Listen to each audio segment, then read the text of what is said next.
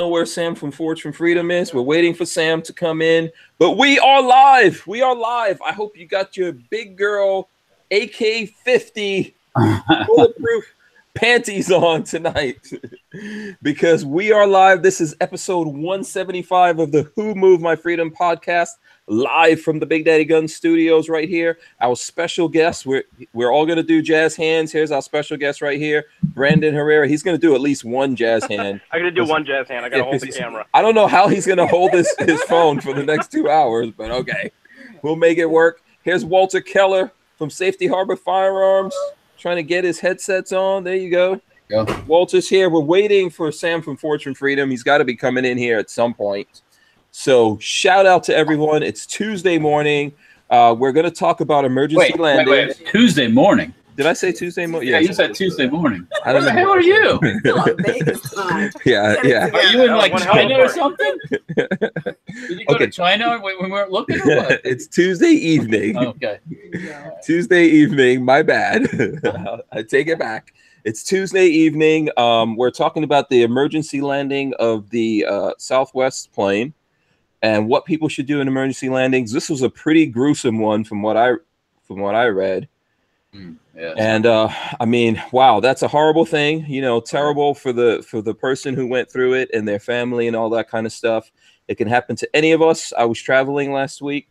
Yep. You know how that is. We all here on the panel travel all the time. I'm sure you guys out there get on planes. So we're going to talk a little bit about that. We're going to talk to Brandon about the AK-50 and other stuff that he's got going on. Why is he stalking someone? He's out there in his car. What is he exactly up to? Yeah, well, we're not talking about that part. I actually just got back from a couple of AK-50 related meetings, and I didn't have enough time to get home, so I just pulled over. I'm in a Barnes & Noble parking lot, so I'm carving out some time for you guys. Oh, awesome. Thank you. Just because I love you, Hank. Just because I love you and I love you. We love you too. We love you too. And we appreciate it. We appreciate it. The last time Brandon was on, we were supposed to talk about this, but I think that's when the vote came down here in Florida.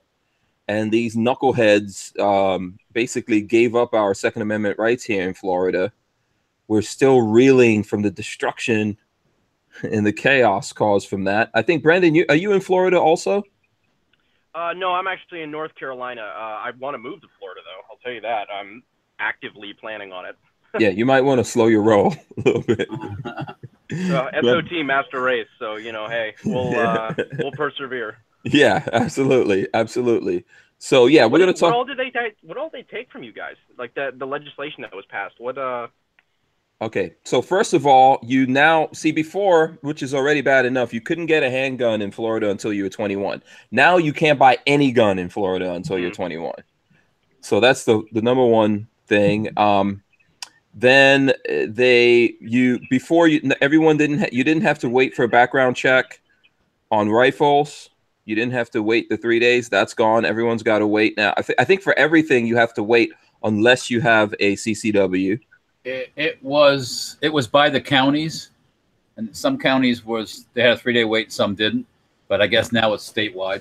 So yeah. Then they made they did the bump stock part of it that made not just bump stocks, but any device that modifies the rate of fire of a firearm. Very, very vague. Yeah, incredibly vague. If you have one of those, you are a felon. Well, there's a lot of felons in Florida then. Yeah, there's a lot of zombie felons walking around Florida right now at this moment. And there's a bunch of other crap in there. The Republicans here said that they voted for it because Governor Scott forced them to. I don't understand that at all. That's bullshit. And then the big part of it that they said they voted for it is because they were able to name it after the school and was going to make the school safe, because then you could have more people in the school, like teachers would be able to be armed, etc. Except that in the bill there's a poison pill that if the local sheriffs veto it in that county, then it's not in effect in that county. And the particular county where the shooting happened, the local sheriff already said he's going to veto it. So yeah, because he's a Democratic hack. So yeah, so that was a total waste. And I wish they would do that for the gun control parts. Yeah, Yeah, it's so, you know what? It's so crazy, and we're just dealing with that now here in Florida. And all these Republicans that voted for it, when I talk to them, they're like, "Well, if you don't vote for us, you're doomed, because if you get Democrats, it'll be worse." And I'm like, No, "What's the difference?" You just did it, dude. Yeah, they just gave them a lot of what they wanted. So I'm at the point right now where I'm ready to like burn it down, man. This two-party system, I'm over it. Yeah. That we have in America. It really, really sucks. And the Republican Party, in my opinion, is totally deaf, dumb, and blind to the way that we all feel. So, you know, there's a lot of things wrong with them. So there's some good stuff on the speaking of news, guys, there's some good stuff on actually the Firearms blog and the Truth About Guns.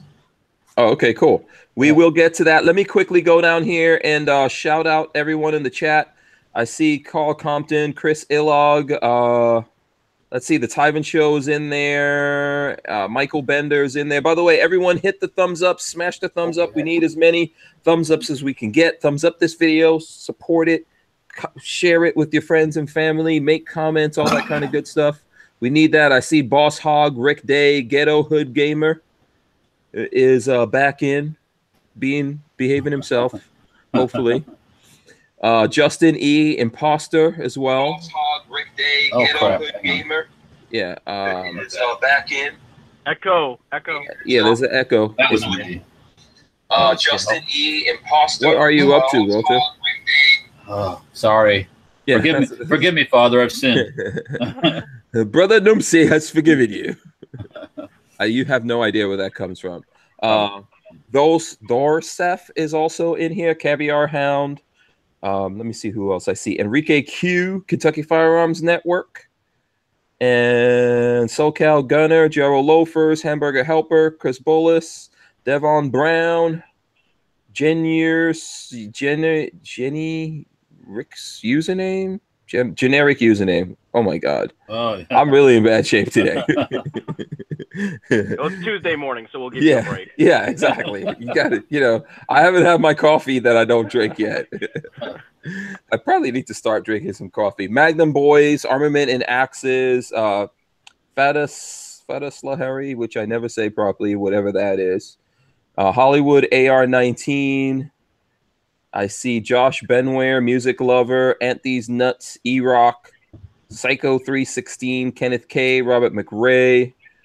Let's see who else. STL Storm Spotter as well in here. Gorillas and Guns. Dr. F1 Exhale is also in the building. The Pants Tango Hunter. Don't know if I said that before. Richard Harper, Rodney Breedy, Sketchy Roll. If I missed anyone, just let me know. I'll still shout you out. Just let me know and hit me up. So, Brandon, what's been going on with you, man? Oh, man, so much. It has been absolutely crazy since SHOT Show. Did we see each other at SHOT Show? Dude, did we? I forget. Did I see you at SHOT? I don't know, man. SHOT Show is a blur. I know. It always is. If nothing else, we'll be hanging out at NRA for sure. Yeah. Did you go to Media Day at SHOT Show?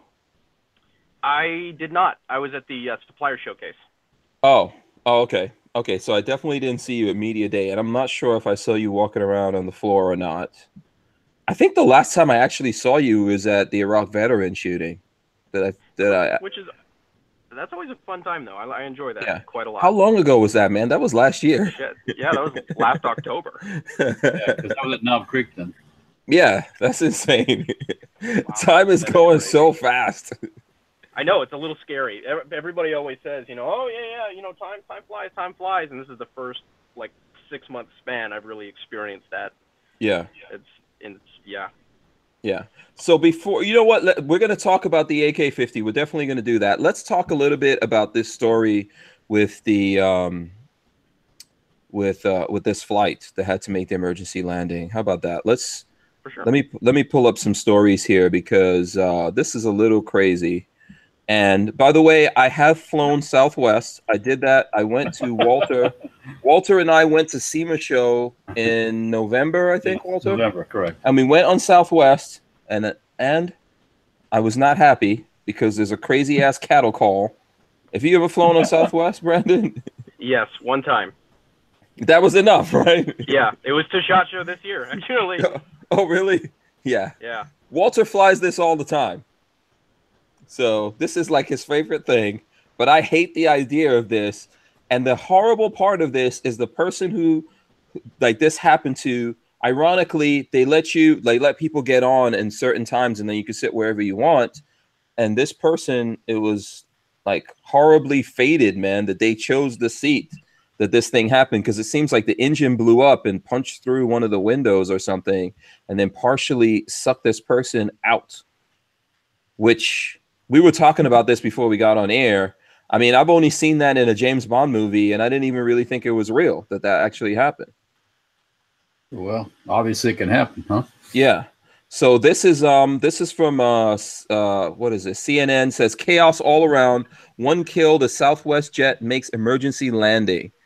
Passengers aboard a Dallas-bound Southwest airline flight Tuesday heard an explosion before seeing oxygen mask drop from the ceiling and a woman sucked towards a broken window in the plane, a witness said.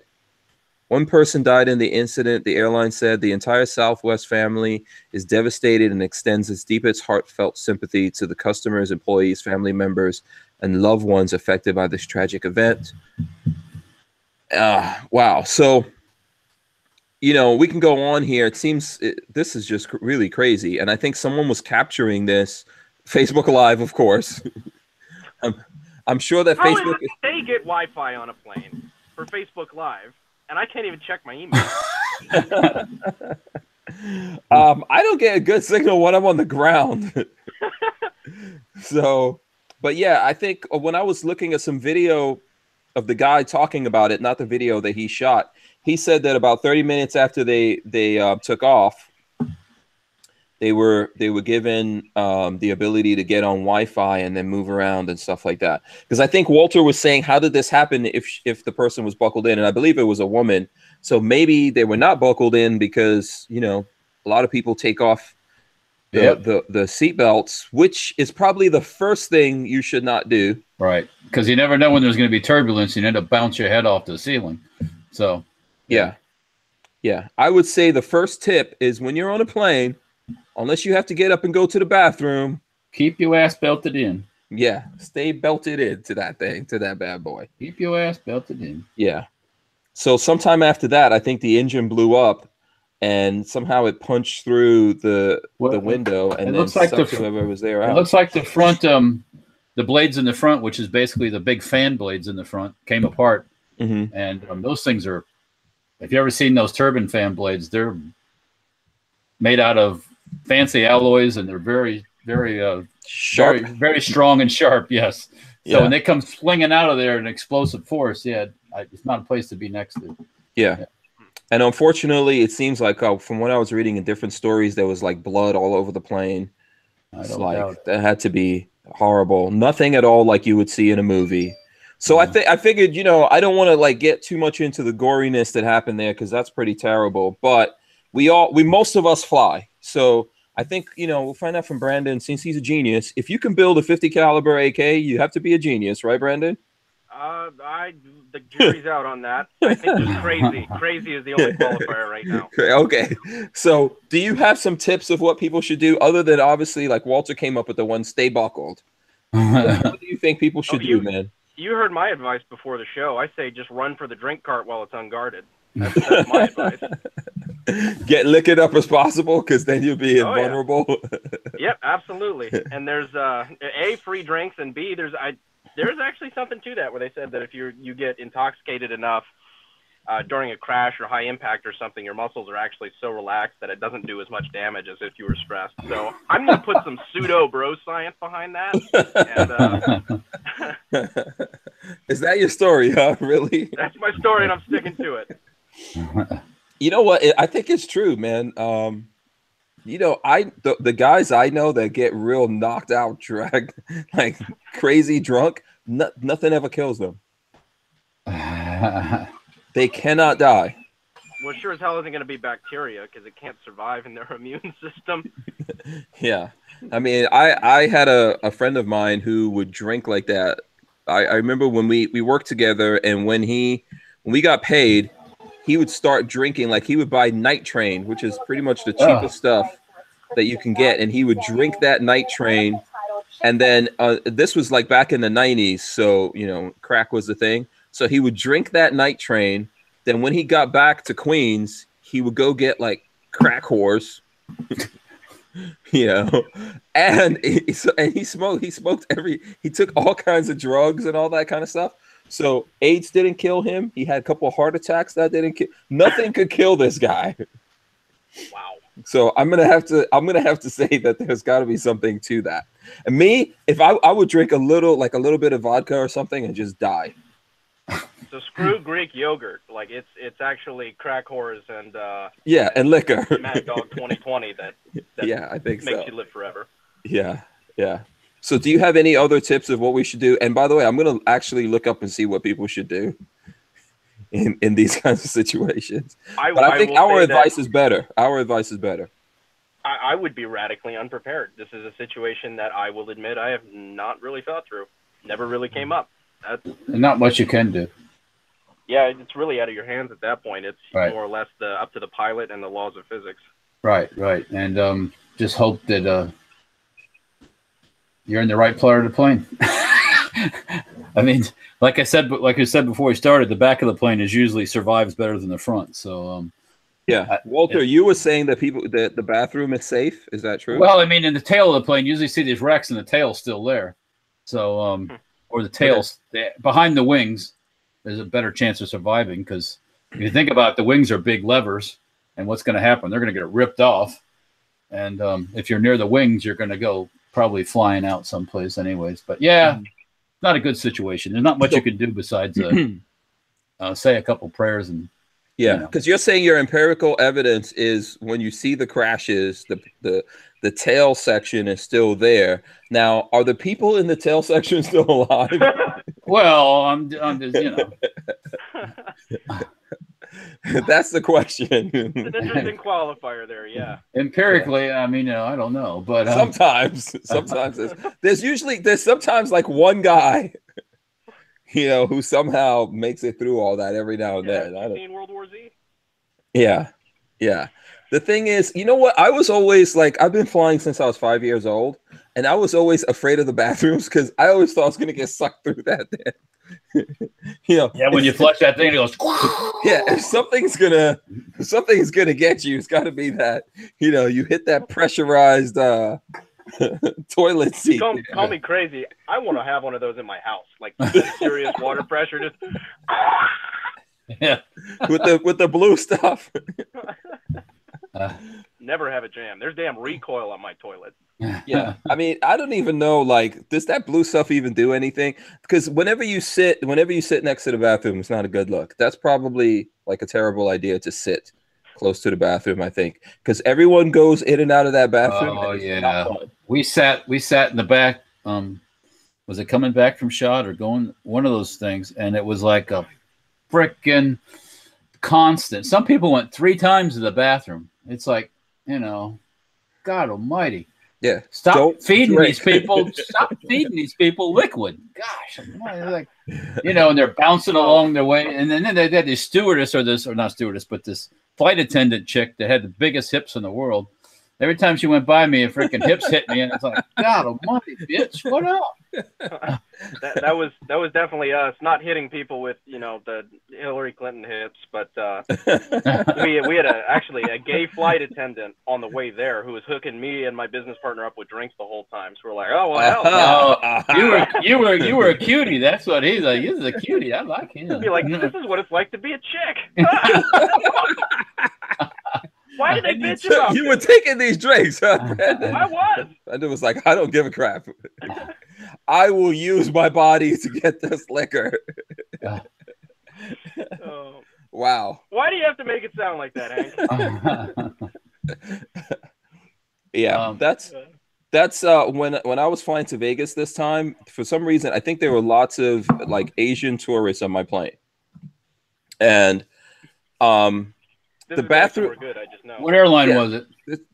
It was American Airlines. Oh, okay. Okay, and it was. I'm not kidding. It was, I think most of these people were from China. I think it was like a big, tourist. Yeah, tour group, and they were going over there. So in the beginning, it was like regular traffic going to the bathroom. But then someone gave the code, and every single Asian person on the plane had to go to the bathroom at this time. It's like all of those guys got up and they had to go to the bathroom, and there was like 6 to 10 people in either direction. I think somewhere someone said, you know what? You're not really getting the full experience of this flight unless you use the bathroom.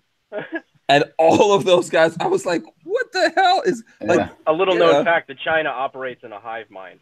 So yeah, man, that was for real. Like all these guys got up at the same exact time, and within an hour period on this plane, they just had the bathrooms, all the bathrooms on the plane in lockdown. And it was the craziest thing that I've ever seen. And I was thinking to because I always think about videos, and I was like, damn it, this would have been so awesome. Were they using were they doing selfies on the way to the toilet? No, because just everyone, all of a sudden, I just saw all of them just got up on the plane. Because when we were out, on this plane, there was I'm not sure exactly how big it was, but there was like 60 or 70 of these people on the plane going to the bathroom. Wow. Yeah. What are you saying? No, I was saying when we were out on vacation out west at Yellowstone, there's whole buses full of the Chinese tourists, and man, it's nothing but a selfie fest. They're all like they all freaking selfies constantly, and all. Yeah, I saw them later in Vegas in the casino. What's the casino that we're always walking through? Is Shot Show? The Venetian. Or the Venetian or whatever. Yeah, in the Venetian, and it was the same thing. Like the tour guides brought them down, and then you could see all the slot machines, and then they lost their mind when they saw the slot machine. Not to go like play slots. They had to take selfies of them with the slot machines behind them. Yeah. And it was I was like, okay, but I thought there's not gambling in China. Oh yeah, they well, I don't know about that really. I think they have like cities that are it used to be like some of the British city states had the gambling. Which one is there's Hong Kong?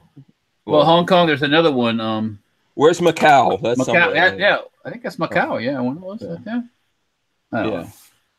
Yeah. The Chi-Coms run all that now, so they probably still do it. But have you ever seen them in the buffets when they go to get like seafood and stuff? Man, they pile that shit up like in big mounds to eat lobster and crab and shrimp, and it's like, damn. Yeah. Which is amazing because they all weigh like $120. Yeah. Yeah, is something wrong with us in America? That's what it is. I guess. Like, we are somehow the land of the giants. Is this one of these conspiracies is real? There's something that we're eating that's making us massive. It's sugar. It's sugar. It's the sugar conspiracy. You think so? It's the sugar that's doing it, probably. According to my son, the sugar people are like the tobacco people. They're like conspired. So yeah. So listen, in conclusion to all of this, just to get this out of the way, what to do I think once you take your butt on a plane, other than like having your seatbelt on and listening to the stewardess, because yes, they are the boss of you on the plane. Right.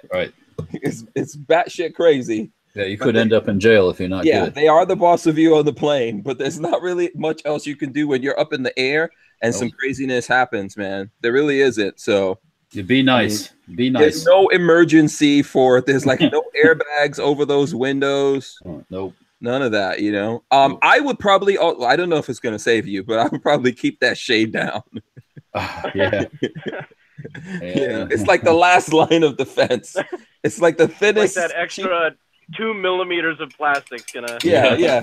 The cheapest condom you could get. Let's put that down. We need to get some bulletproof. Someone should make like something when you go in the plane that you suction over your window. Just to like, so that because I'm telling you, I don't know if this is the first time that this ever happened, but it won't be the last. Because these planes are old.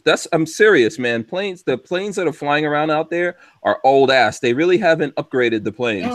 They've got newer ones. I've been on some new 737s, but there are some really ancient ones out there too. So yeah. Most of the time when I've flown in the last 5 years, are some old ass planes. Oh. They take shit out of there, but they don't. I think mostly they just change the seats, man. Yeah, make them smaller. Yeah. And I don't know about you guys, but when I travel, because I'm here in Gainesville and I don't want to drive to Jacksonville, Tampa, or Orlando, so I fly out of Gainesville and it's those little tiny ass commuter planes. Those are the worst. So yeah, the ones that they have to fucking wind up before you. I know that when I die, I'm dying on one of those little commuter planes. You know, I remember one time Lola and I were coming back from SHOT Show, and the plane that we were on, they shut down and shut down all the electronics in this plane and restarted it more than 10 times. There was something, the pilot was like, yeah, there's something we just can't get to boot up. And they kept shutting the whole thing down and restart. I was like, wait, we need to switch to another plane. I don't really want to take the plane that they had to shut down 10 times. But finally, somehow they got it up. And I was like, oh yeah, this is going to be it. I always kind of like those. I don't know. Like there's kind of a weird rustic appeal. Like I feel like I'm an Indiana Jones, like flying by map. You like the danger, like this could be when I die. Yeah, you look like you could check out, see who the pilot is, and it's Sylvester Stallone from The Expendables. Like, kind of like really small aircraft. I dig it. Yeah. No, I know, but you know that's probably how it's going to go down one day, unfortunately. So okay, let's get to Brandon here and what's going on with the AK-50, man. What's the updates? The update, we actually just posted a video update. It was the longest video we've ever posted, actually. Was it yesterday? Yeah, it was yesterday. About 20 minutes long, giving a full debrief about the last 6 months, because there's been a noticeable lack of progress. Okay. We got it firing last year. I think May, we shot the first round out of it. May, April, something like that. Kept doing testing to it, turned the barrel down, put the barrel components on, added gas in like September, and we got it to where it was cycling, where it would it would fire a round, push the bolt carrier back, extract the round, and eject the round, and then return to battery, which was a huge, huge step forward. That was our big, pump the haters moment, because we had actually proved the concept that, okay, it is possible to take a AK platform, stick a 50 BMG in it, and have it function and cycle and everything properly. After that, we had actually we had partnered with a machine shop, and it always comes down. It's like the problems with these projects always come down to a third party, I've noticed. But it was a third party machine shop that actually did our work on the V1 prototype that we fired. They were supposed to have it done by December, because we were going to show it off at the NFA Expo. That didn't quite happen. But they said, oh, don't worry, we'll have it in February. So February rolls around. Here's your food. Oh, thank you. Oh, tack nice. reload. Yeah, I like that. He was like, here's your food. He doesn't sound very enthused about that job. Next time, be like, here you go, damn it. Yeah, sorry, Brandon. Yeah. No. That clearly took precedence. Man's got to eat. Yeah. But yeah, February rolled around and we still had no parts. And then, then it's March, and then April rolled around, and I finally went up there, sat down with them, like, guys, what the hell? I don't have my parts yet. And we'd already paid them back in like November. Wow. Saying that they could do it in 2 or 3 months. We sit down in April and they have 3 parts ready. They have the gas block, the gas tube, and the barrel extension. So they missed all the critical components that we needed. Wow. Okay. Yeah. So you had to part ways with those guys, or? Yeah. We ended up firing them pretty much actually on the spot. But because they said, our revised timeline for everything else is like late summer. And yeah, I next had exactly. I about had a panic attack, cried myself to sleep for a week, and then multiple thoughts of suicide. Yeah, but and it happens, man. It happens. This kind of stuff. Walter builds guns all the time. It happens, right, Walter? Well, it can. I don't usually, the guys that are doing stuff for me are pretty good about getting things done. And then we make some of the stuff in house too. So yeah, that helps. But things like barrels, the barrel guy, I call him up. Hey, where's my barrels? That he's had the blanks for a while, and he's doing the chambering. Well, the shooting happened, and and we've been busy with 223 barrels because they make barrels for Wyndham. And I'm like, well, what about me? Did I not pay you? What about those 300 blanks you got sitting there? Oh, well, yeah. So it happens. Yeah. Yep. So, and just while you're talking about this, Brandon, right? So this video that you're saying that you have out, I just want to point to everyone. And by the way, guys, don't forget to hit the thumbs ups. Okay. We need the thumbs ups. Let's get as many thumbs ups going for this video as we can. Everybody thumbs up, because the more engagement he gets on this and the better his insights look, the more likely he is to invite me back. So thumbs up, everybody. You're always invited, Brandon. But I want people to go to your YouTube channel. First of all, what is it? It's Brandon Herrera, or correct. Okay. It's Brandon Herrera. Yeah. And it's the video that we just posted yesterday. We need to talk about the AK-50. And I was really kind of wondering, because it's a 20-minute video, and I wasn't really sure how people would respond to like really long form content like that. And they really enjoyed it. They seemed to enjoy it. It was one of our most engaged videos that we got right off the bat in one day. So it was pretty cool. I think people are like that. You know, if you're not talking to them, then they don't know what's going on. I think people appreciate at least getting some kind of feedback on what's happening. Because if you leave it to everybody else, all the rumors start. Why isn't he posting anything? He's not posting anything because he's not doing anything. He's out of business. I heard he left the country. Vaporware. He's hooked on crack. He's, exactly. He's a Democrat now. He doesn't believe in guns anymore. He's a Democrat now. He sold everything, donated it to Bloomberg.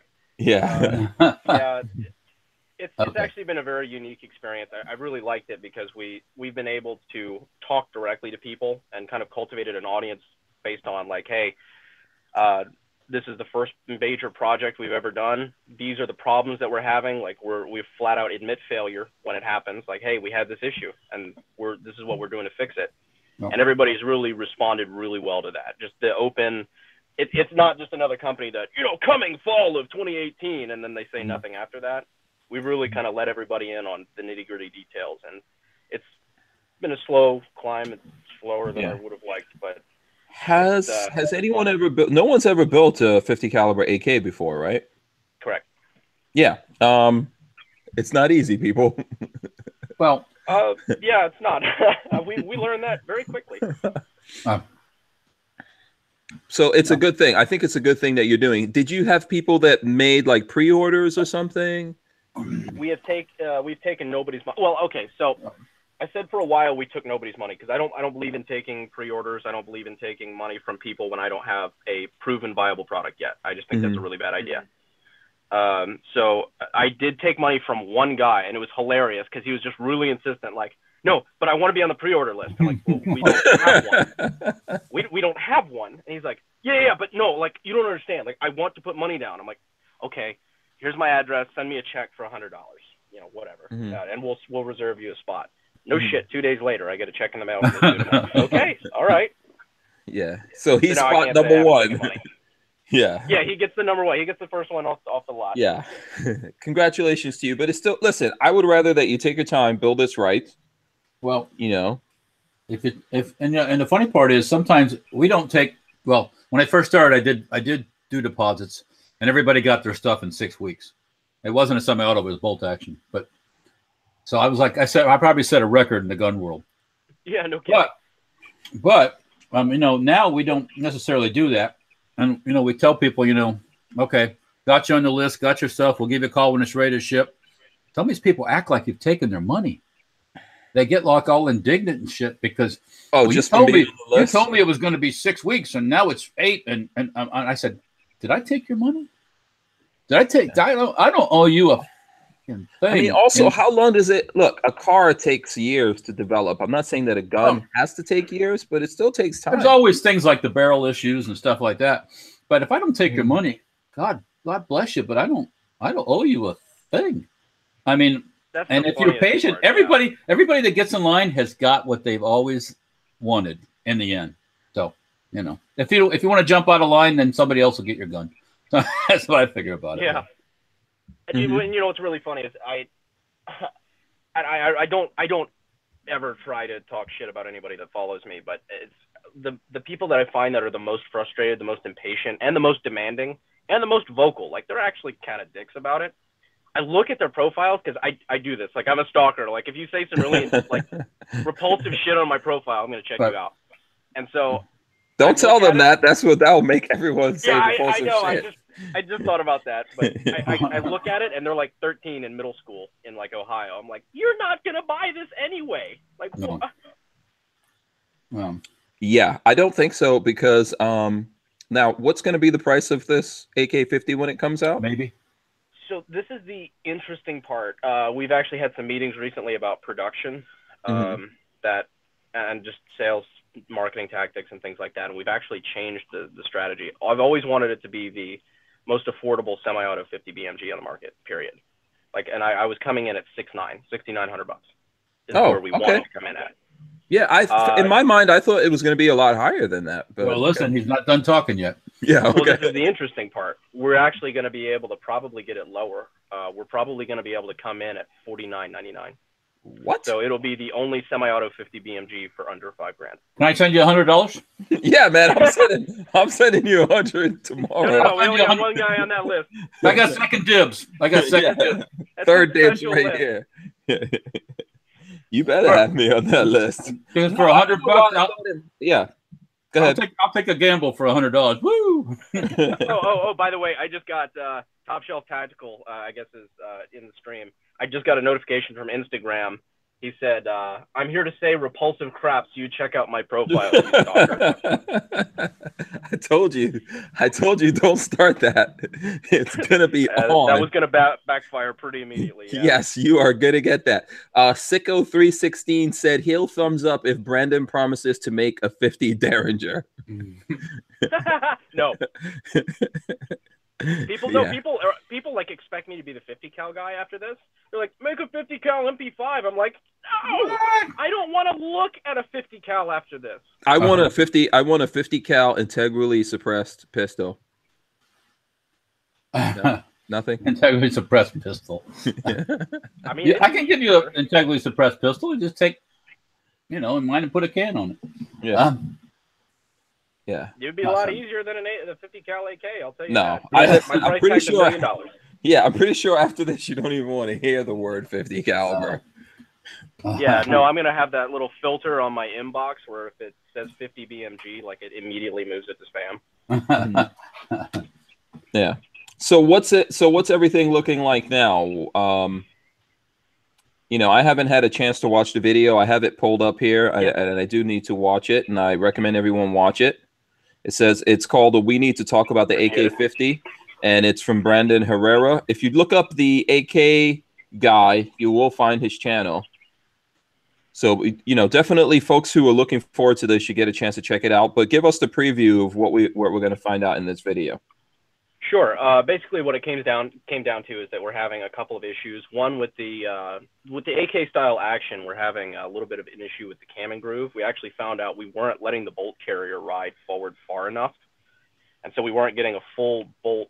We weren't getting the full free play, meaning that it was beating the hell out of the camming lug preemptively. We fixed that issue by actually cutting back the 2 points on the bolt carrier, the contact points, and allowing it to ride further forward. So that was thankfully we fixed that issue, but we're still having the extraction issue, and we're still having there's a couple of things that are going wrong. Reader's Digest, I believe our gas port and our gas block is too close. Yeah, I was going to say too much pressure. It's a timing issue. Bingo. Right, so it doesn't have enough. The case doesn't get a chance to contract a little bit before you're trying to rip it out. Yeah. Yep. So it's like a spider monkey. Like it's pushing on the edges of the casing wall, and it's hugging the chamber really tight. So the extractor's having to work 3 times as hard to pull the casing out. Of course, you probably know that Barrett chrome lines their chamber and stuff to help with extraction. So plus their whole system, like the first time, so there's when you know about a Barrett, and then there's the first time you actually know how everything works inside a Barrett. Blew my freaking mind. That dude is so smart. Barrett's nothing but a Model 11 or Browning shotgun, pretty much. The way it functions, that was his motivation for it.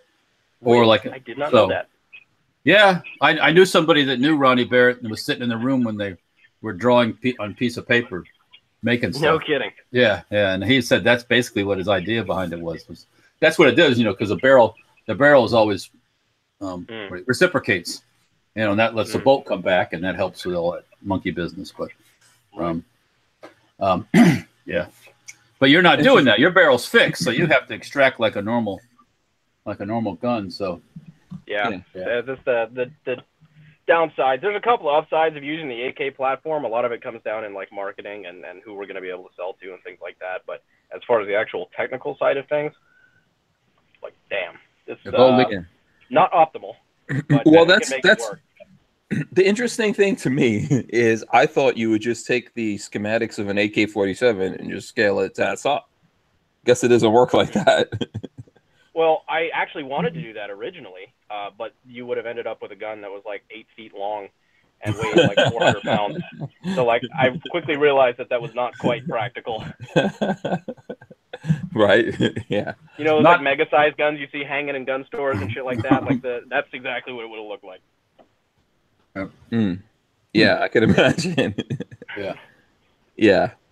So I don't know. So when exactly can we look forward to this now? So that's one thing that I've learned quite a bit about in this whole process. It's been about 2.5, almost 3 years that we've been working on it. Not always we announced very early, which is probably a mistake, but here we are. Wait, you got an announcement at the SHOT Show by getting thrown out, right? Oh yeah, well we made the announcement a little before that, but then that was actually the Venetian that I guess they kept tracking him down. Oh yeah, we got kicked out twice. That was right. We did it once the Venetian, and the Venetian fond memories actually. The Venetian. I just heard about it. They have a no gun policy. Like right. Like they have a no fake gun policy. Yeah, you can't take them up to your room and stuff like that. Yeah. Yeah, because I thought we were fine because it was non-firing. Like it was an aluminum mock-up. Like it wasn't. Yeah, they did not care. Rocco did not give a shit. Yeah, that was the funniest. Eventually, you got into someone's booth. I forgot who that was. The Brethren Arms guys. Actually, Andrew from GY6 actually hooked me up with those guys. Really cool. Cool Yeah. Yeah. Yeah. Sorry for bringing that up, but I just no, it was fun. No, dude, that's hilarious. Everyone was like, "Did you hear that? Did you hear they kicked out the AK guy yesterday?" AK-50 guy. Yeah. Then there was like the next day, they busted him over here again. They were suitcasing. That's what it was. Yeah, you guys were suitcasing the show, and it's like, no, you can't do that. That was like, yeah. Yeah, because Andrew hooked me up with the legit. Because that was what they told us is that. And at full disclosure, at this time, I was like 19, I think. And I think Andrew came up to me. He's like, "Hey, I can get you into a booth." And we were hunting around, and we ended up talking to Brethren Arms. They're like, "Yeah, sure, whatever."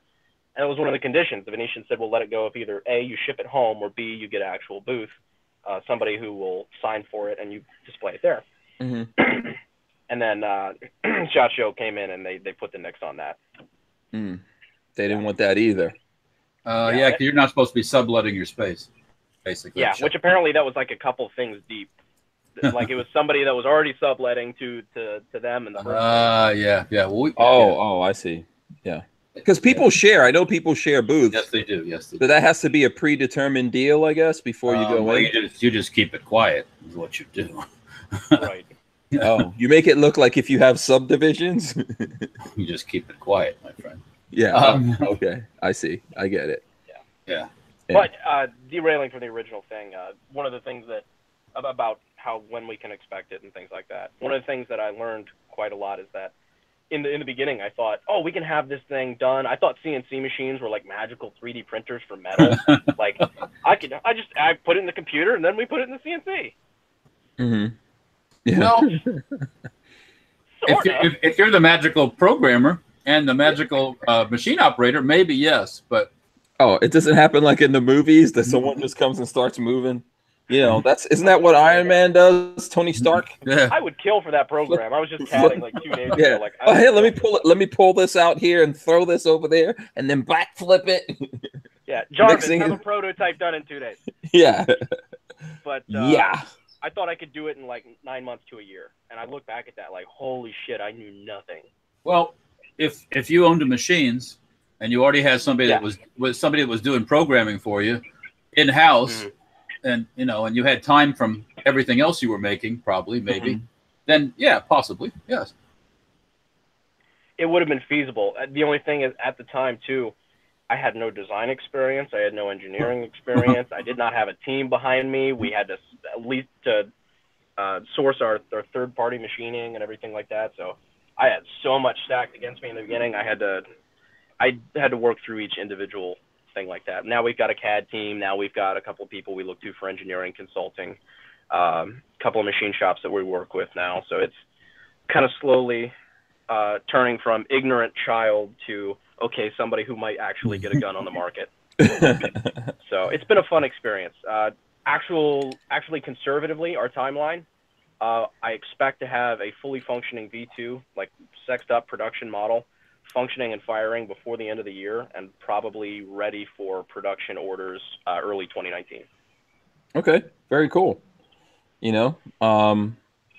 I know there's people out there that are waiting for this. People are still very excited about it. Are you looking past this yet? Are you thinking about the next thing? Oh, we've already got like 2 or 3 things in development that I'm really excited about. Okay, but we can't talk about any of these things? They're AK related. Oh, really? Yeah, they're AK related. I haven't got the urge to get out of the AK game yet. Okay, you're still with AKs. How old are you now? You said you were 19 when you first brought the prototype. Yeah, I'm 22. 22. Okay, man, you're getting up to a lot of crazy shit. You were running around with Trump after that. Which flying on Air Force. Only made the disappointment. Which only made the disappointment of the whole Second Amendment rollover a little bit more painful, but it was just irritating. Yeah, someone says 22 short AK. 22 short. Well, hell, while you're at it, why 22 short? Go CB cap. Come on. What? Yeah, why not the 2mm pinfire stuff? Yeah, there we go. Yeah. I see someone mentioned, which I did realize that late last night, I think after the show, or was it early this morning, Barbara Bush died. Oh, she did? Yeah. So we were talking, it comes in threes? Yeah. So had Harry Anderson, Arlie Ermy, and and unfortunately Barbara Bush. I know that she went to hospice. I think I saw that before we did the show last night. She went into hospice. So and she passed away. So, that happened. That sucks for her. Yeah, okay, so we got our friend Sam from Forge from Freedom finally decided to join us. Hey, how you doing? Can you hear me? What's going on? Yes, we can hear you. Good. Can you hear us? We can hear you. Yeah. I'm glad you came in. We have Brandon. Have you ever met Sam from Forge for Freedom? Yeah, last time we were on. Yeah, that's right. We met here. Oh, see, I can't remember back to that. I have no idea who was. It's called getting old, Hank. It's called getting old. Yeah, it's called doing too much crap. Doing too much crap or crack? Oh, crack. Yeah, I wish I could do the crack. I would be healthier. You live longer. Yeah, absolutely, absolutely. What's going on, Sam? Oh, good, man. Good. Sorry I was late today. Well, that's cool. I had to do a little bit of parenting before I got on here. Yeah.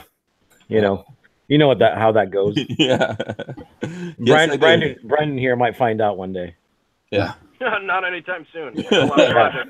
One day. People send me their $100. Yeah. He has a baby. It's called the AK-50. Yeah.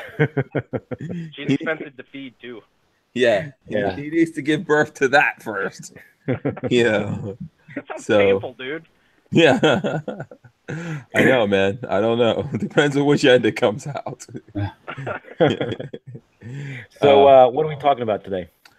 We were talking about this emergency landing of the Southwest Airlines. I don't know if you saw that in the news. I saw it. Funny thing is that was coming down here to Love Field. Was supposed to come down here to Love Field. And what's funny is that I'm flying with Southwest from Love Field on Thursday. Oh yeah. You're gonna need this thing that we invented called a window cover, an emergency window cover that you put. It's like one of those things you put the film on and then you heat it up with a blow dryer. Yeah. And if the window blows out, it keeps them sucking you out the window. Yeah.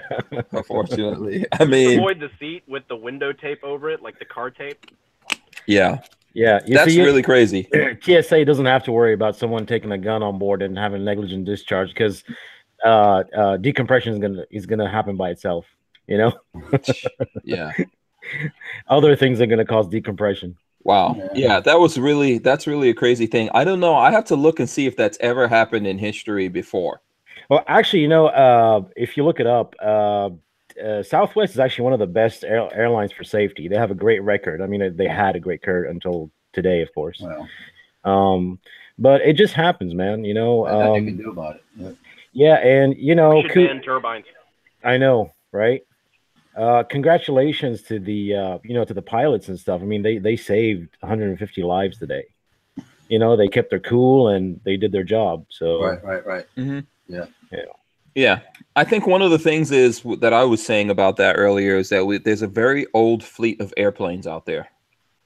And obviously all this stuff is expensive, so they can't just upgrade every year or whatever it is. But I think there's a lot of really old planes out there. Yeah, and it happens to the newest of planes as well. I mean, there was an incident not long ago on an A380, which is the new Airbus. Which is one of the newest planes. It's not. I mean, things that are mechanical are gonna break. That's the reality. Mm-hmm. But they're very, very, very, very, very reliable compared to piston aircraft. So right. So. Yeah, absolutely, and it's still the safest, statistically the safest method of travel by far. Yeah, no doubt. Yeah. So, and then we were also talking about Brandon, obviously, is the inventor. I guess I could say that, right, Brandon? AK-50. Mad scientist, of the AK-50. So we're all finding out from him, like, apparently these are all releasing next week. Oh, really? Where do I get one? Apparently, Brandon's going to send you his for Lola. If we can work through our ejection issue, I want to bring the V1, the crude prototype. I want to bring it out to the range day at NRA. Oh, cool. Yeah, that would be cool to see that. Yeah. If I can find a case big enough. Can we use? This is going to be a bit controversial, or maybe a bit too far, but I'm going to say, can we use Wayne LaPierre as target practice? No. Or Chris Cox, just to test fire it a little bit. Maybe nothing fatal. Maybe in the ass, Well, from a 50. Looking at say in the pinky on a 50 is probably potentially lethal. Right? Maybe have him stand. Maybe have him stand sideways and shoot him in the ass, just so it goes through and doesn't do any. First of all, those guys don't even believe in guns. Let's start there. So, I've been asked to ask twist rate on your AK-50 so far. It depends on which barrel we're using. So far on the prototypes, we've used Mossberg barrel blanks, and this 1 in 15. One was 1 in 15. Lothar Walther was the recent one. Yeah, the most common is 1 in 15. So I don't know if you guys are staying with it. Right. Yeah. We haven't even gotten to accuracy testing or anything on that yet. Right now, we're just entirely just nosediving functionality. That was the second one of the second questions, I guess. Tyven was texting me asking me questions. So, okay, yeah. Who's that? The Tyven show. He's one of our friends that does a bunch of stuff. I think he was trying to get in here. I know he was sending me messages, but I'm actually live on the air. But also, I think we have a bunch of people on here, so you can, if you've got some questions, we can ask some questions. I don't know. Let me see if I can. I will tell you anything about the project you want to know, shy of sending you the CAD. Yeah, absolutely. There you go. And some people online, because I've been giving out my number, by the way. So if you're lucky enough to have my number, people have been sending me pictures of them watching me while we're on. But let's see what the Tyven show wanted to know. He says it was announced that the Masters Golf League is going to let women join in. Now, what's his thoughts? I don't know why Brandon would have some thoughts on this, but Brandon, do you have any thoughts? The Masters Golf League. Yeah. I took golf for a semester when I was in college before I dropped out, and that is the extent of my golf knowledge. I don't watch it. I have no opinion. Yeah. Are they hot? Where did that come from? I don't know. Yeah, I'm not sure what. I don't know why Tyler's asking about that. That's not what he asked me to ask, but oh, really? Okay, maybe I'm getting like the wrong messages from Tyvin. But so, what do I think about women playing golf? I have no problems with it. Are there any hot golf chicks out there? Oh yeah, there are some. Yes, that was my first question. Yeah, yes, there are.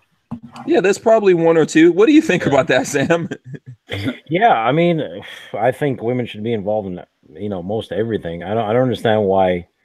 It's not like golf should be exclusively a men's sport, right? Yeah, it's not like men versus women kicking each other's ass. No, Right, exactly. I think main thing. Well, there is some women can't, just like in tennis. If you throw the top women player against the top men player, she's going to get devastated. Right. Because just physically they cannot work the ball like. Yeah, there's an obvious genetic difference in strength. Okay, Right. That's fine, but the point here is that I don't see why women shouldn't be in play. golf. Yeah, Women. Yeah, but I think women already in golf. They have separate leagues and stuff. That's what Walter's talking about. That. But I think some of the groups like the Masters and some of the golf clubs or the golf don't let women be members. Right. Or not playing members. They can come with their husband to the clubhouse and hang out. Right. But, yeah. So maybe it's that part of the thing. Yeah. I mean, when it comes to that kind of stuff, I don't want to do anything. I mean, I'm more attracted to women doing things than dudes. By the way, someone just sent me this. What is that? Mac 10? It's like a Mac, yeah, but it's Mac painted. 11? Yeah. Nice paint colors. You know what I think? Here's something that I think. This has nothing to do with golf, probably. But I would like to see women playing sports. I have recently discovered the what is it? Legends of Football League. Have you guys ever heard about that? What is it? Is it like the lingerie league or something, or what? Look this up. It's freaking awesome. The Legends of Look up the Legends of Football League. I don't know shit about sports. I don't know if Brandon or Sam, if you guys know anything about sports, because I don't. I don't have time to watch it. I got people's $100 to still remember. Yeah. Look up the Legends of Football League because it's awesome. I make time for that. I will make time for that. Yeah. CB says LFF got booty. So yes, the Legends. Let me see if I could pull it up on my phone so I can actually show you guys here. But that's some football I could actually watch. Okay. I can tell you that. As soon as Lola falls asleep, I put it on the YouTubes and I look at Legends of Football. Legends of Football. Hey, I something I saw on Fox News when I was looking at the Southwest stuff. Dick's Sporting Goods is going to destroy all their assault weapons. Oh yeah, those guys. They're not going to return them to the people that got them. They got them from. They're just going to destroy them and scrap them. Talk about a bunch of. And what is that going to do? What is that going to do? Well, it's going to benefit them. It's a marketing stunt. By the way, here's a picture. Here's a picture from the Legends of Football. What? I can't unsee that right now. I think I will watch. This game. The Legends. I think I will watch that. But I can do that because I don't know anything about sports. I think I'll just stick to the highlights reel. How's that? Yeah, that's pretty much what I do because I don't know anything about what they're actually doing. Let's just see the highlights, which that's kind of the highlight. This is one sport that I think how women are getting into the men's sports. This is the one sport that they should allow at least one dude. And I think all of us will compete to be the one dude that goes on the field, to play the sport when it goes down. No, you guys wouldn't do it? No, I would compete. Yeah, I'm there. I don't know anything about football. I would totally get my ass kicked, but I would die happy. It's like death by snoo snoo. I would probably just die because I'm so unfit. Yeah, it's amazing. It's amazing. So on the plus side, though, about the Dicks destroying other assault weapons, we're about to get a shitload more AR-15 parts kits. No, they're going to scrap them. There's no destroying and parting them out. They're supposed to. They say they're going to go to a recycler. That's so. I can't see that as a smart marketing move. I'm sorry. I mean, I'm going to market the pussies, yeah, I guess. But there's virtue signaling to the CrossFit. I think it's time to go into the recycling business. Yeah. Well, yeah. If you see some of the stuff the military destroys, you'd probably think the same thing too. Right. What are you messing with over there, Walter? I'm sorry. I'm touching something. Yeah. Stop touching stuff. Something rusty. You got to put some oil on it, Walter. Stop going really weird directions. I'm scratching your head. I'm touching something. Yeah. Walter's messing around with something. I touched something before the podcast, but that's. Oh, really? Yeah, we heard. I had to have. I was. You heard. I was in that early. She was prescribed stress relief, so we had to have some. Oh, I see. Oh, now you know why we don't see Peggy anymore. Yeah, you know what? That's the thing that these companies don't understand. Like Dick's Sporting Goods, who are they? Who are they trying to win over with this? Yeah, I don't know. I mean, it's like I guess they're trying to sell more shoes or something. I don't know. I don't get it. I predict that Dick's Sporting Goods is going to go all the way out of business in the next year. You think? I think so. These companies that do all this kind of stupid shit, I know. I stopped buying stuff from them a long time ago. I've been into a Dick's and I walk around. It's like it's just another shoe store or like or Nike store. It's just all just branded running wear and all this junk, and that's not I don't need that stuff. So yeah, and as we've all said before, go ahead. Sorry, I just watch the stock tickers. That's all I care about. Like Dick's Sporting Goods, their actual stock price has been on a slow decline for the last 3 years because they're all going the way of Toys R Us. Right. If you can find their shit on Amazon, unless you have something that differentiates you that I can go and I have to go shop in person, you're gonna die because you didn't adjust to the internet. Right. Right. And the key for stores like this, and it's not just Dick's Sporting Goods, it's not even just gun stores, it's all brick and mortar. You have to be more than whatever it was you were selling. So if you sold sneakers, you have to do more than that. You have to somehow be a destination that people come to.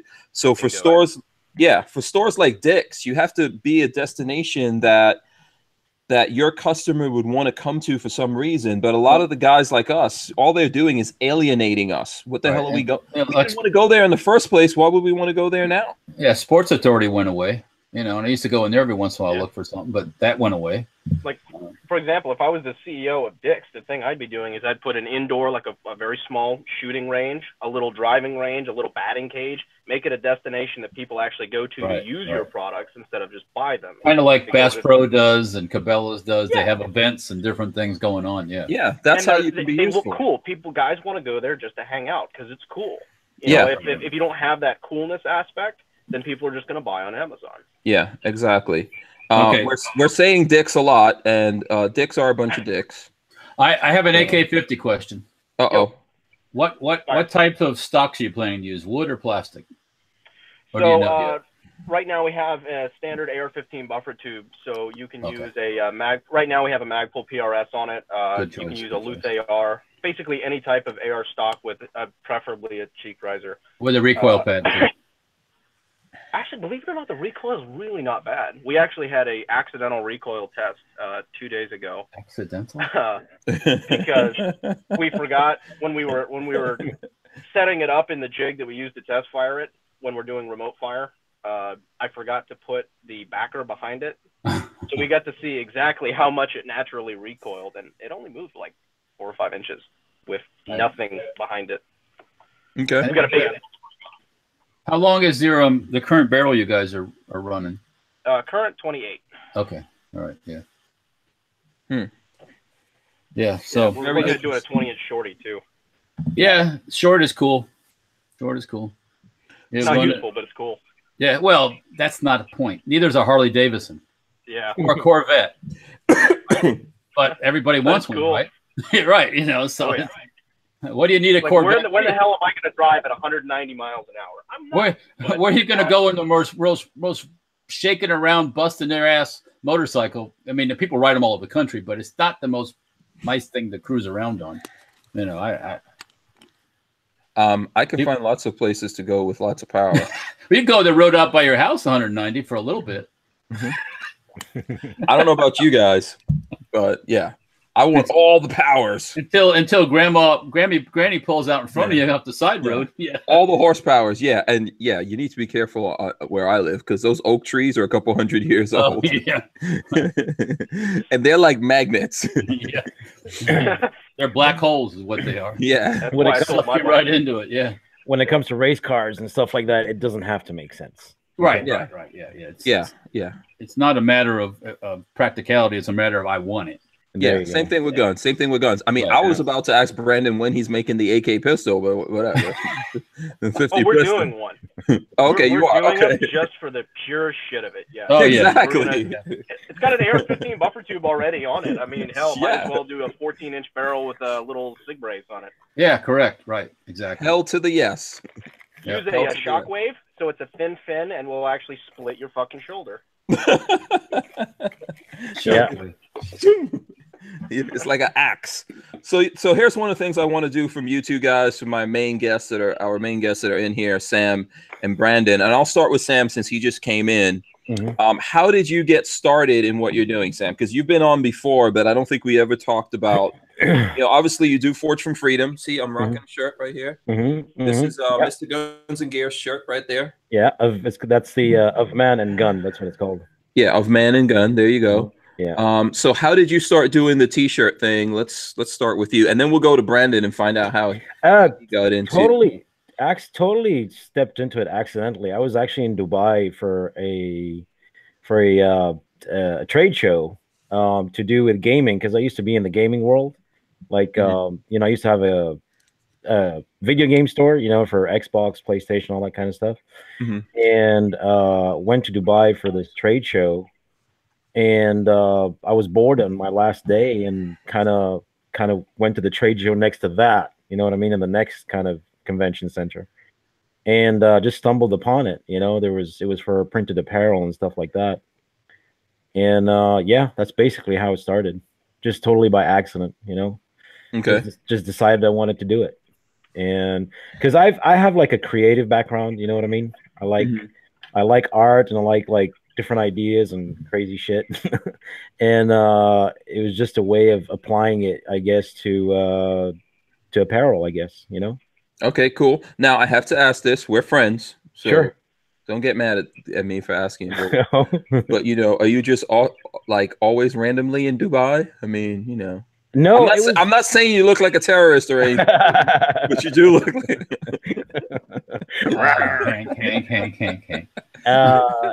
Yeah, it was. I was.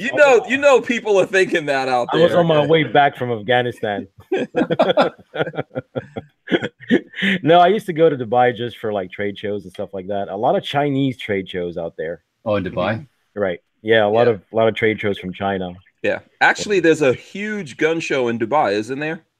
I'm not sure. Yeah, I think there is every year. I always hear like a World Military Arms Show or something. Yeah. I would love to go to that one of these years, Walter. We should all go. Maybe Sam will let us stay in his palace in Dubai. Palace, I wish. I want to stay on the Palm Tree Island. You guys have seen that one. Yeah. So that's cool. So that's how you got into the T-shirt business. But were you originally doing? Because I see there's folks here saying like they've bought shirts recently from Forge from Freedom and all that. Were you always doing the gun thing, or no, you doing other stuff with T-shirts? Actually, the gun thing is about 25% of what we do. And I started the gun thing because just of my love for guns and freedom, I guess, and stuff like that. We do everything. Like we do designs and stuff for, everything, cars, movies, music, you name it, So, cool. Yeah. So the gun stuff, the 2A stuff is only like a small part of what we do. Okay. But we're glad that you do it, man. Yeah, no, absolutely. It's my favorite part of the business. Cool. It's the baby part of the business, but definitely my favorite part of the business. Are you having fun hanging out with the crazy gun guys? And oh, absolutely. I'm gonna go. I'm going this week to hang out with a couple of really crazy gun guys. Oh, okay. Yeah, you might have heard about them. One's called Tim, and the other one's called Eric. Oh, yeah, okay. Good luck with that. Hence why I'm flying on Southwest in a couple of days. Oh, yeah, you're really doomed. It's going to be interesting to see how many people grab the seat by the front of the engine. Yeah, I'll tell you what. Yeah. Somehow it's over for you. I know, right? One way or the other, your odds are not good. There you're sitting. Final destination. Will it be the plane? Will it be hanging out with Tim? Like what's who knows? You sit down in your seat and you pull out your Kevlar your hood. You put it over the top of your head as you sit there. Yeah. Yeah, I was going to say, man, if Eric decides to do a burn down, you better put something around that beard. Yeah, there was actually, I'm not going to say too much because I don't want to thingy, but there was I heard some whispers about a full auto thing this weekend. So yeah, we might be doing something. Yeah. We're going to be announcing a couple of cool things that I can't talk about right now, but cool. Yeah. It'll be good. Yeah. It'll be good. So we look forward to that. So let's switch over to Brandon real quick. Brandon, how did you? I know you said earlier in the conversation here that you first took this to SHOT Show when you were 19. How did you get into guns, much less deciding you were going to build a 50 caliber AK? I was kind of always into guns, especially AKs. That's actually the first gun I ever shot was an AK. And I think I was 8 years old, and I was kind of hooked ever since. And I kind of, grew up in that gun culture, the evil American angry white man gun culture. But Walter loves that. Walter loves that. As probably the only. I mean, your last name is Herrera, so I'm just assuming that Walter is the only white dude here. But it depends on which form. If I'm applying for something government related, I think they're going to give me money. Then I'm. Well, you get preferential treatment if you're a minority or something. I mean, Bingo. Or a female or whatever. Us regular old white guys, we get at the back of the line, back of the bus. So. What a convenient. Yeah. But it was. I was actually going to. I was on track to go to law school. I was in Campbell. I was on a pre-law track, and I realized that I was going to kill myself. I absolutely hated everything about academia. I hated everything about the legal field. And you were in the wrong place then. That's for sure. Yeah. I just realized, this is not where I want to go in life. And I don't know anything about this gun design stuff. I don't know anything about business. I don't know anything about anything, but I'm willing to give it a shot. And I've been running with it for about 3 years now. I dropped out of college 2 years ago to pursue it. And this is the first year that things are actually looking really, really, really good. So I'm grabbed on with both hands, and I'm not going to let go.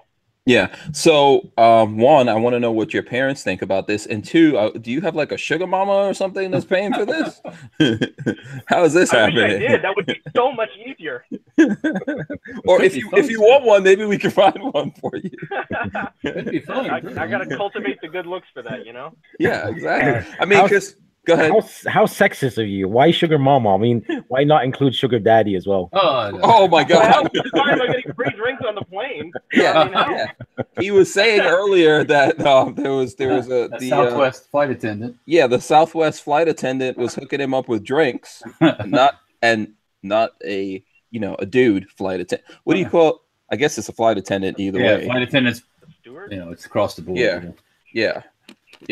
A dude. Basically, yeah. So and if dudes become flight attendants, I'm not trying to infuriate anyone out there that is a flight attendant, but there's usually a couple of things going on. Right. When you become a flight attendant, all, but 80%. Yeah, not every there was a male flight attendant on my flight back, and this guy was so angry that he was like an older guy, and he was a flight attendant. And he was giving me the drink, and literally he passed my thing and gave me the drink like this. He was not happy to be. No, he was not trying to get in your shit then. No, he was just a grumpy old dude that for whatever, hey, it can happen. It can happen to me, man, that I could be an old dude. I still have to work, and I might go, oh, let me go do this plane thing, but be happy about it. Yeah. So it's either if it's a dude, it's either that kind of dude or it's a guy that's very happy. Let's put it that way. Right. It's the nicest way that I could put it. So, and there was one trying to get Brandon drunk, Sam. So you might have caught on to something here. Huh? Yeah. So, that would be so much easier. Oh, really? Okay. Yeah. So do you want us to officially make this happen for you, Brandon? Hey, I'm open to it. Oh, really? That would have been great. That would have been great about a year or two ago when I really needed the financing. But, hey. Sugar daddy well, anyways. Yeah. Yes. Be careful what you say because it will happen. There's all of us in the gun world. Really freaking weird. Yeah. Don't. There's all of us in the gun world, so anything could go down. Yeah, that's a fact. Literally. So yeah, my parents are actually pretty supportive about it. Not in the beginning. You know, it's one thing that I was the oldest child. Like, I was kind of like the child prodigy type thing. I was going to be a lawyer, and I was going to be so perfect. Yeah, whose dream was that? Not mine. I'll tell you that. Yeah, that's what it comes down to. Is, you know, like, that wasn't my thing. But you know, to not only drop out of college, but to drop out of college to go build evil, scary assault weapons. Are your parents not into guns? My mother's really not. My dad's he was the one who took me shooting at first. So, like, he's not a gun guy, but he likes guns. Okay. So it was a challenge, but you know, they're pretty supportive of it. Yeah. What were you going to ask, Sam? I think Sam, you were going to say something. It's fine. It can wait. I was gonna. It's another topic. I'll let Brandon, you know, go ahead and finish what he wants to say. Oh, that's good. Yeah. I think there was a question from Laggy McLaggylag. He wanted to know what was the most difficult thing about making a firearm. Hold on, I think my volume went off. Yeah. Say again. Can you hear us, Sam? I was saying, yeah, there was a question for Brandon from Laggy McLaggylag. And I think he wanted to know what was the most difficult thing about making a firearm. Having known nothing about it when I started, I had zero knowledge of the process of bringing something from an idea to a physical thing to market. And that is a very, very intricate process. And I have the utmost respect for the inventor of the frickin' fidget spinner now, just because I know that, like, no matter what you're actually making, to go from concept to prototype to production model is very, very difficult. And hats off to all the gun designers out there. Even if I think your product is shit, like, hats off. I know you did a lot of work. Yeah. I think everyone thinks it's easy to do everything that they don't do for a living. Yeah. Yeah. So I'm sure we all get that. Scenes, you know. Yeah. People think it's easy to do what I do. Like, oh, it's so easy. I wish that's my dream job. That's my dream job. I wish I could do that. It's like, and you know, firearms are just so heavily regulated that, you know, because I know what it takes to have a manufacturer's license and how many, you know, like hoops you have to jump through and shit like that. It's not easy. I mean, that's on top of all the R&D and the testing and all that kind of stuff. So, I mean, you know, hats off to the anyone who, you know, puts a new firearm on the market. Yeah. It's really, really difficult. And if you look at the companies that have done it lately, like what is it? Hudson has done it with the Hudson 9. Yeah. I'm trying to think who else. Isn't Rob Pincus trying to do something? Yeah, Rob Pincus has he's been developing that for years. That's man, it's a good way to spend money. I don't know about making it. Right. Yeah. But it's a good, you know, unless of course you're Walter Keller from Safety Harbor Firearm that's just like balling. Well, you know, thanks to Mr. Obama, we had 8 grand and glorious years. Yeah. You know? But I was doing it before Obama was around too. We were doing all right then. So, you know, but yeah, you really need, in this day and age, you got to find a niche that somebody else isn't doing. Something that's not an AR-15 M4 carbine that everybody was making. So if you can do that and find something cool and make it and get the buzz going, if you build something cool, like at SHOT Show, people have all these, you know, girls at their booths and all this stuff. You don't need that stuff. If you've got a cool product and something that people like, they don't need no booth babe there. They'll come see your stuff. You don't need no girls hanging out. Oh, you mean gun bunnies? Yeah, all that bullshit. Yeah. I mean, you know, 100%. And because let me tell you what happens. The guys stop at the booth, and they're not there looking at your stuff. They're looking at their boobs. Right. So you know, they just want their picture taken. Yeah. I don't even see those women when I go to SHOT Show. Ah, bless you. They're visible to me. But at SEMA we saw a couple. Remember? Lola's in the other room, like, damn straight. No, she's like, whatever. Don't even I got trouble at SEMA. So actually, well, and Walter, remember she just said that's how you lost your camera. Damn it. It was like what was the name of that Russian? There was that Russian chick at the Sunny Yunny. Yeah, Sunny Yunny. That's how I got distracted and then put my camera down. USA, yeah. Yeah, I put my camera down because I was a little bit distracted, just a little bit. And then someone took my camera. He walked off without it and was gone. Yeah, yeah. So, absolutely. Yeah. Go ahead, Sam. Yeah, I was going to ask, speaking of camera, you went to the NAB show, right, recently? Yes. Man, I wish I could have gone to that. Because of the, mostly because of the photography kind of thing, side of it. Did you see anything cool there? Anything worth? There was lots of stuff that I saw, actually. I usually go because of what I'm doing, having a YouTube channel, podcasting, and all that. Right. And it's a good place to go for that stuff, to be able to talk to all these companies in one thing. There were some cool cameras. Blackmagic just came out with what is it called? The micro cinema camera. I saw that. Yeah. Yeah, that's actually something really cool because it's $1,200. It's not as small as it looks in pictures. It's about that big. Yeah, don't they call it like the pocket camera or something like that? Yeah, it's not. You got to have big pockets, right? If you're a giant. But it's a really good camera, based on the technology that's in there. It doesn't come with the lenses and stuff like that, but if you already have lenses, so I actually bought one of those. You did? Yeah, one of their older versions. It was like a year or two ago. When I was first getting into like real heavy, like the video and vlogging side of things, we bought a Blackmagic, one of their pocket cameras, and I was not prepared for that because it like only shot in RAW, and like you needed all these crazies. I immediately sold it. I knew that was above my pay grade. Yeah, I think, and when you say that, I think what's happening is that Blackmagic is very close to really breaking through, because I think they're starting to catch up with a lot of that stuff. So when you buy their cameras now, they've got a whole suite of software and all those kinds of things that are really well developed that comes along with their cameras. I haven't switched over to it yet. I'm kind of like considering it, and there is a curve. Like you're saying, a learning curve, but I think that they realize that, and they're focusing on that, and they're really innovating in the space. One of the craziest things that I saw at NAB, though, it's better to say what I didn't see, and what I didn't see is something that we can all relate to. I did not see the GoPro company. Oh yeah, I was just thinking that. GoPro is like we were talking about. Dick's earlier. I think GoPro's time is very limited. I think they're done. They're done. Usually, and you know how the shows are. It's the same thing as SHOT Show and everything. If you give up your booth, you're definitely not getting it back. And GoPro had like a prime space, and somewhere along the way, because when I first went to a NAB show back in 2005, that DJI didn't even exist. And somewhere along the way, DJI came and found a space right next to them. And when I went to the show this time, DJI had the whole space, and there was no GoPro. Right, and that's a sign of the times, because well, not the times. It's a sign that's GoPro's fault, though, because they just did not innovate.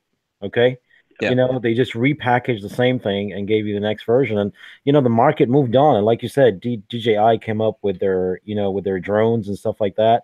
And do you remember also GoPro tried to bring out a drone? Yeah, and it was a total failure.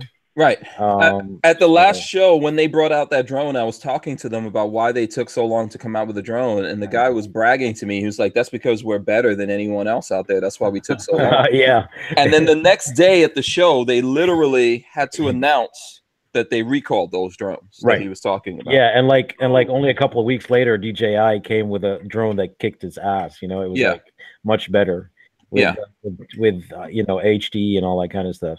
Yeah, and I think it does go back to what we were talking about earlier with Dick's. Like, a lot of times companies forget who their customer is, who they're really marketing to. And I think people should always remember that, whether it's like you selling T-shirts, Walter, selling the guns that he makes. Same thing with Brandon building these guns. You have to, me for that matter, doing what I do. I can never forget who are the people out there that are my audience, and because they're my audience and they support me, just even by watching and all the other things that they do, that's why I exist. GoPro did that, and I'll tell you how they did it. They forgot about those of us who were like on YouTube with small budgets, and they were all about Hollywood land. Right. But they became complacent as well. I mean, they became comfortable in their own shoes, and they just let the market overtake them. Plus, there's one thing that I don't know if you've thought about, but when GoPro came out, the iPhone didn't really, really exist. Okay. Smartphones and smart cameras didn't really exist. And what they did was they didn't innovate. I mean, in my opinion, what they should have done is maybe bridge that system between a GoPro and your phone. So for example, have the ability to either talk to your phone or have apps on it. You know what I mean? Because people these days, they don't want to take they don't want to take a memory stick out of a device and put it somewhere else and all that kind of crap. They just want to do their shoot their work. I'm talking about the everyday user, right? I just want to shoot their work and they want to upload it directly to Instagram or Facebook and all that crap. And when these services came along, like Instagram, Facebook Live, all that kind of stuff, right? GoPro just didn't find a way to integrate with all these, interfaces, whereas the iPhone and Android and all that, they just did it. Yeah, well, that's that and the go ahead. Their competing tech got cheaper too. If you notice, like, for example, like my business partner just bought a $40 GoPro competitor on Amazon, and it shoots in 4K. It came with a shitload of accessories. There you go. It's like it's virtually indistinguishable, and it was like $35 shipped. I bought the same one. I know the one you're talking about, and I bought the same one about a month ago. It's like a dragon something or other. Right. Yeah. Like I'm into a lot of photography and stuff, not so much video. Okay. I do like things like night landscape and astrophotography and stuff like that. Lola said you were sending her pictures of the Milky Way. That's right. Yeah, I spent this weekend chasing the Milky Way, in northeast Texas. But the point I'm trying to get to is that I just spent something like and it's a niche. It's becoming a niche thing, like expensive like DSLR cameras and stuff like that. And not a niche, but the market for it is becoming less and less. And I just spent $3,300 on a Nikon. Okay, not a month ago, because it's what I want to do. It's what I love, and I'm okay with the good old system of taking your card out and sticking it in your computer and editing your photos and all that kind of stuff. But when my 10-year-old, the interesting thing is that when my 10-year-old picked it up, right? He was like, okay, so I take a photo, and he's like, how do I connect it? How do I connect to the internet? How can I put this on? How can I put this on Facebook? Yeah. Right. Yeah, and that's what we all want. I mean, that's what Brandon was saying about like the Blackmagic camera. That if you're doing what Brandon is doing, when you go out there to get this video, right, you don't have time to be a video pro. Yeah. Out there, you want to make it as simple, as quick as possible, as timely. Like, get this the hell up to the internet. Yeah. Right. Yeah. Exactly. And even companies like Nikon and Canon, they're falling behind as well because they did not, they missed the opportunity of integrating with the online world. Yeah, that's where the Sony wins too. The A6000. One of the main reasons I bought that camera is that it's got an integration where it tethers to an app, and you can actually use Wi-Fi and take your photos and stuff directly from the camera and put them on your smartphone instantly without having to do memory cards, without putting it through your computer. So I can literally take a picture on the camera and upload it to Instagram without ever touching a computer in about 60 seconds. There you go. Yeah, there you go. Yeah. Seamless integration, because that's where everybody lives right now. They live online. Yeah. Yep.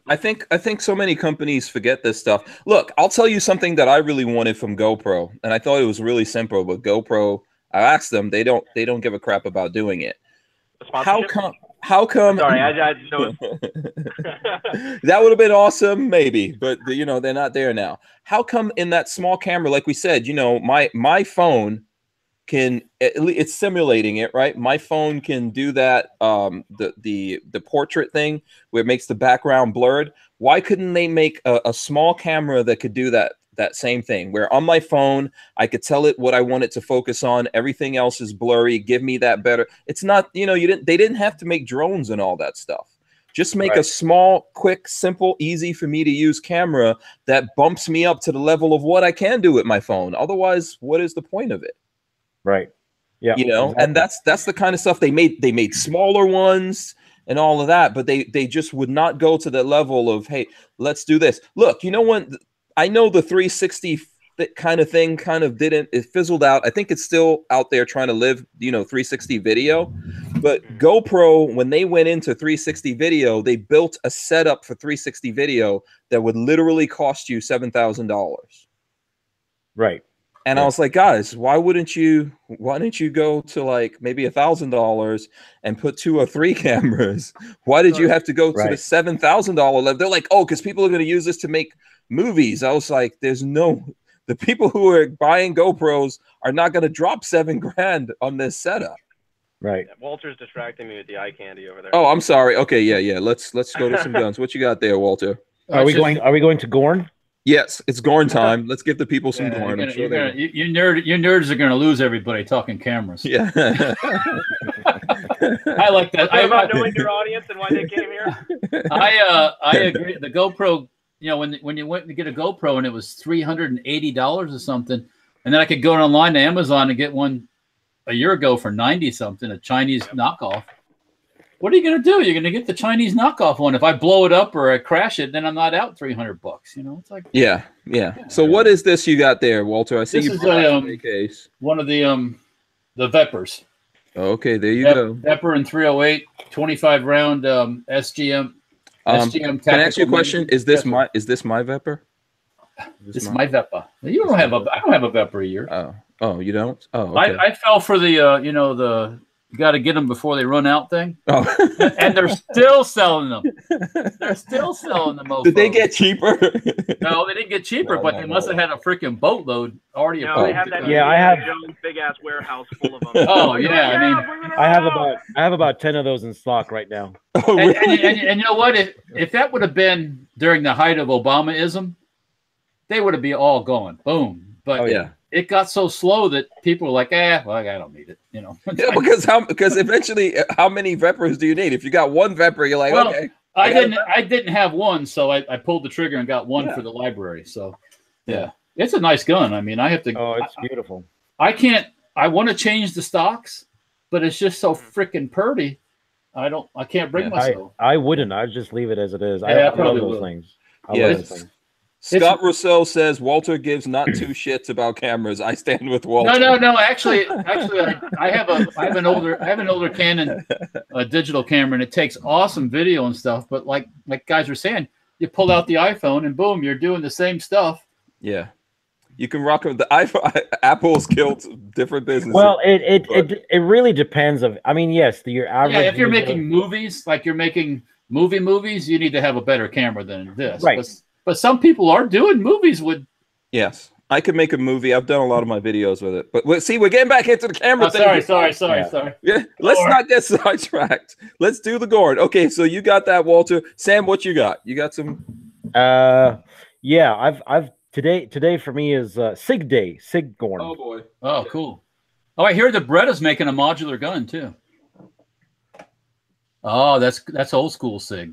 No, that's actually the actually the 226 Legion with the but I mean all metal Sig. Right, yeah, all metal Sig, yeah. This is awesome, yeah. Yeah, that's it's the I don't really buy into the Legion thing, you know what I mean? But I got offered this at a price that I couldn't turn down. So pretty much cheaper than the standard version.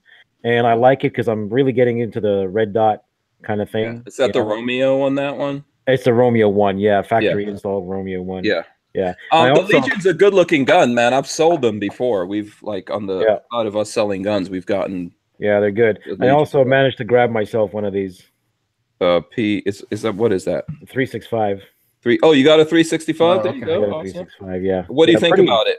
It's very good. I haven't shot it yet, but man, I'm well played, Sig. Well played. It fits well. It feels well. It fits really well, and come on, I mean, up to and 12, it points nice when it comes right up to. Yeah, really. I mean, and 12 rounds into this tiny package. I mean, come on. Yeah, I think that I agree with you. I think Sig did very well there, and one of the upper echelon executives here, Big Daddy Guns, who he's into guns. He was in the military and everything, but he doesn't buy as many guns as the rest of us. Got turned out over a Sig P365. I've never seen him that happy. Yeah. About a gun when he bought that. He got one of the first ones. So yeah, I'm actually pretty impressed at how well it fits like here in the grip. You see what I mean? Mm-hmm. The hand, it sits really well.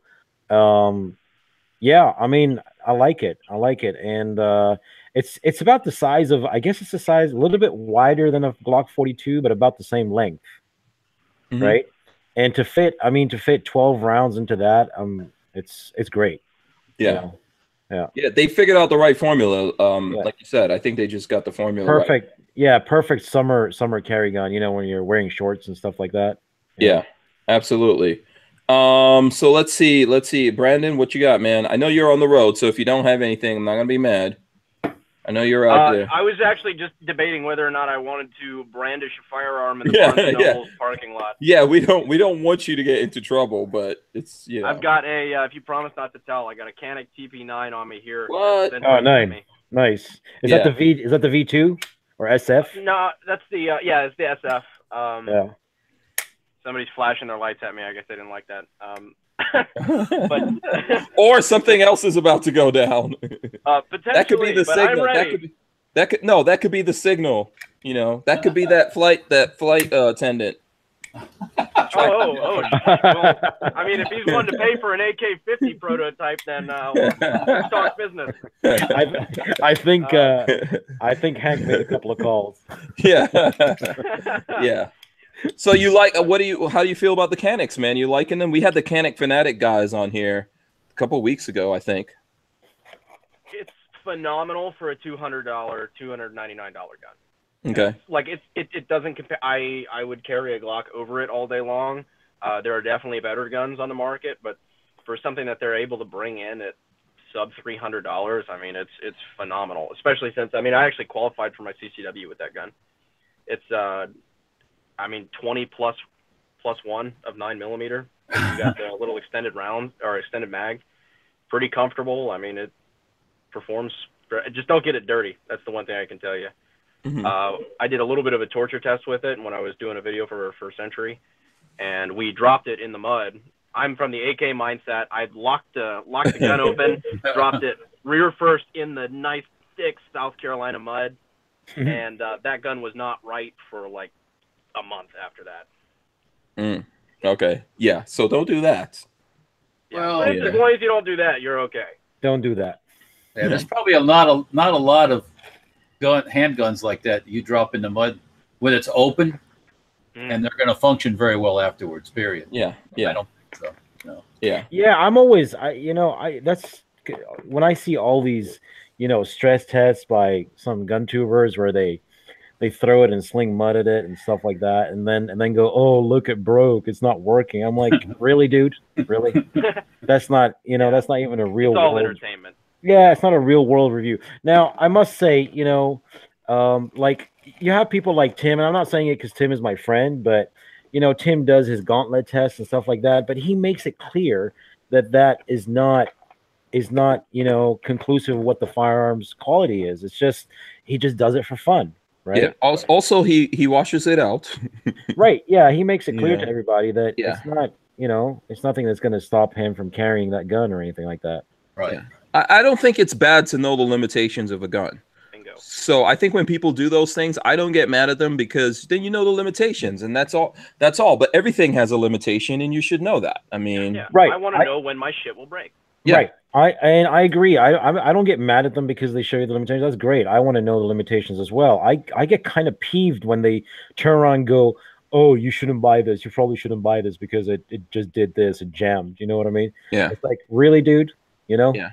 Ultimately, the worst thing, the thing that you have to worry about the most in a gunfight, I'm not saying that you don't have to worry about the gun, but the thing you need to worry about is you. Right. You're the one that's going to fail more than likely before that firearm, the average firearm out there. And even if you think it's the firearm, you should be prepared to deal with whatever that firearm does and get back into it. Right. So. Yeah. I mean, you have to take real world statistics and real world situation. The chances of any firearm on the market today not firing are so small. You know what I mean? Right. You have to be like the unluckiest person in the universe to be in a gunfight where where you fall over into mud, pick up your gun to shoot, and then it doesn't fire because whatever, you know what I mean? Because the stars didn't align properly that day. Yeah. It's just not going to happen. Yeah. You know, and things could happen. I mean, when Rod Mills was out to our place, he did a drill with someone running up and down, right, to get the heart rate up and everything. But I believe it was Gabe, one of my production assistants, and he was using a high point. Right. But I think he was limp wristing it though. I think that's what happened. And even that you have to be prepared for, right? You might have to pick up any gun to defend yourself, and I don't give a crap. If there's a high point there, I'm not going to go, oh, forget that thing. I'm going to throw a rock at this guy. Right. And 99.9% of the time, a high point with quality ammo in it is going to fire. It's going to run, That's just the reality. That's just the way that mechanically it works, you know? Yeah, just don't take the high... When you go to take a high point apart, be very careful. Do it inside of a net. Right. Because you are going to lose. Number 2 for your little window protector. High point parts collector. Yeah, you are going to use it. Let me take some comments. Someone wanted to know what the P365, if it's a 380. It's not a 380. It's a 9mm. Yeah. And Opt Out of Gun Control says he ordered 20 Magpul AK-74 mags from Big Daddy Unlimited. Great price and quick turnaround. So thank you for that. You know, Big Daddy Unlimited is something that I work here with the Big Daddy guys, and they are doing the Big Daddy Unlimited thing. For anyone who doesn't know, if you wanted to get firearms at the prices that someone that like Sam, who owns, you know, a store and all that kind of stuff, would get it at the wholesale prices, that's what Big Daddy Unlimited is. You just have to pay a monthly fee. It's $10 a month. And we have like over 120,000 items in stock. So that's my little plug, guys. Yeah, got to do. That's how we keep the bills on around here. So there you go. So that's happy. Absolutely, that's good to know. I mean, actually, that's something that I don't like work behind the scenes on it. Babyface does. I just help promote it, and I work here because I work here in the Big Daddy Guns offices with these guys, and I think it's something really cool. So, and anyone who's doing that, if you guys have problems, you can't reach anyone, you can always reach me. That's one of the reasons why I give out my number, and I'll go in there and kick someone's butt. But they have been taking care of people that have questions and all that kind of stuff, or some problems. So just don't give him your secret number. Yeah. No, they believe you me. People have called me, and I've actually spoken to them. People text me all the time. You actually talk to them. How unfortunate for those people. Yes. I don't know why they want to talk to me, but they do want to talk to me. So there you go. Galil 762 Galil right here. You know, since we got Brandon. The good old Galil. Yeah. I got to take this thing out and do. Walter, did we shoot this thing? I don't think so. No, I did not. Yeah, we need to take this out, man. Yeah. I need to buy me a Galil one day, man. I don't have a Galil. No? Yeah. Do you like the No one will sell it to me because I look like a terrorist. Oh, poor Sam. Just tie your beard up in some ponytail type things, and you look like a biker then, and they'll love you. Yeah, I know, right? No, I think it's more because of the Wayne LaPierre comments you make before you try to buy it. Probably. It probably gets you more trouble. Yeah, I think the majority of gun owners are actually going to like me because of that comment. Yeah, probably, actually. Well, yeah. The way that yeah, they probably agree with you. And this is like that belongs to Tony, the owner of Big Daddy Guns. This is mine. I just bought myself a Styrog right here, made in America. Cool. Yeah. Yeah. Cool. This one was made in Alabama. Have you fired that thing yet? No, haven't had a chance to shoot this either. But you don't really like bullpups, do you? No. You don't. What? See, I could take the Wayne LaPierre thing, Sam. But seriously. I love the bullpup. So there you go. I just got this one in, man. That's nice. You're about to go take over Nakatomi Plaza. Yeah. What are those selling for? I haven't even looked at those. What are they selling for? See, I got this from Big Daddy Unlimited, so. And you saved how many Walter bucks? Yeah, I saved like about more than 6 Walter bucks, to be honest with you guys. So, yeah, but I meant what are they 6 or 7 Walter bucks. I think they're about 1,200. Oh, okay. Yeah. That's not too bad. No. No more? Yeah. Keep going up from there. Go way up from there. Oh, okay. Well, I might be out of the loop then. I don't know if I can actually say on this one because of the whole map thing. But if someone goes out there and looks up, or Walter, one of you guys look up right now what a Steyr goes for. This is the American version. There's a couple of different versions from Steyr. $1,800, $1,900. More than that. Right. Yeah. Really? More than that. Yeah. I don't know, man. Yeah, these, you know, it depends on where you're buying it from, but they get pretty pricey nowadays, which is interesting. So Iowa town freaks out over cop shooting feral cats. What's that? That's on the Truth About Guns. Iowa town freaks out cop shooting feral cats. Oh, I love America. You know that? Well, feral cats are wild, so you know. Yeah. First of all, I don't even trust cats. I know all the cat people out there. All the cat people out there are gonna not like that. Yeah, I know. Yeah, I don't trust regular cats.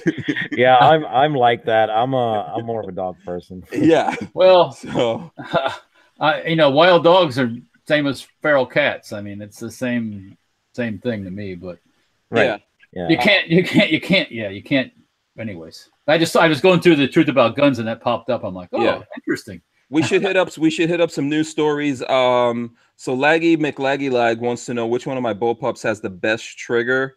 And he wants to know, do I know what makes bullpup triggers as bad as they normally are? It's called the linkage.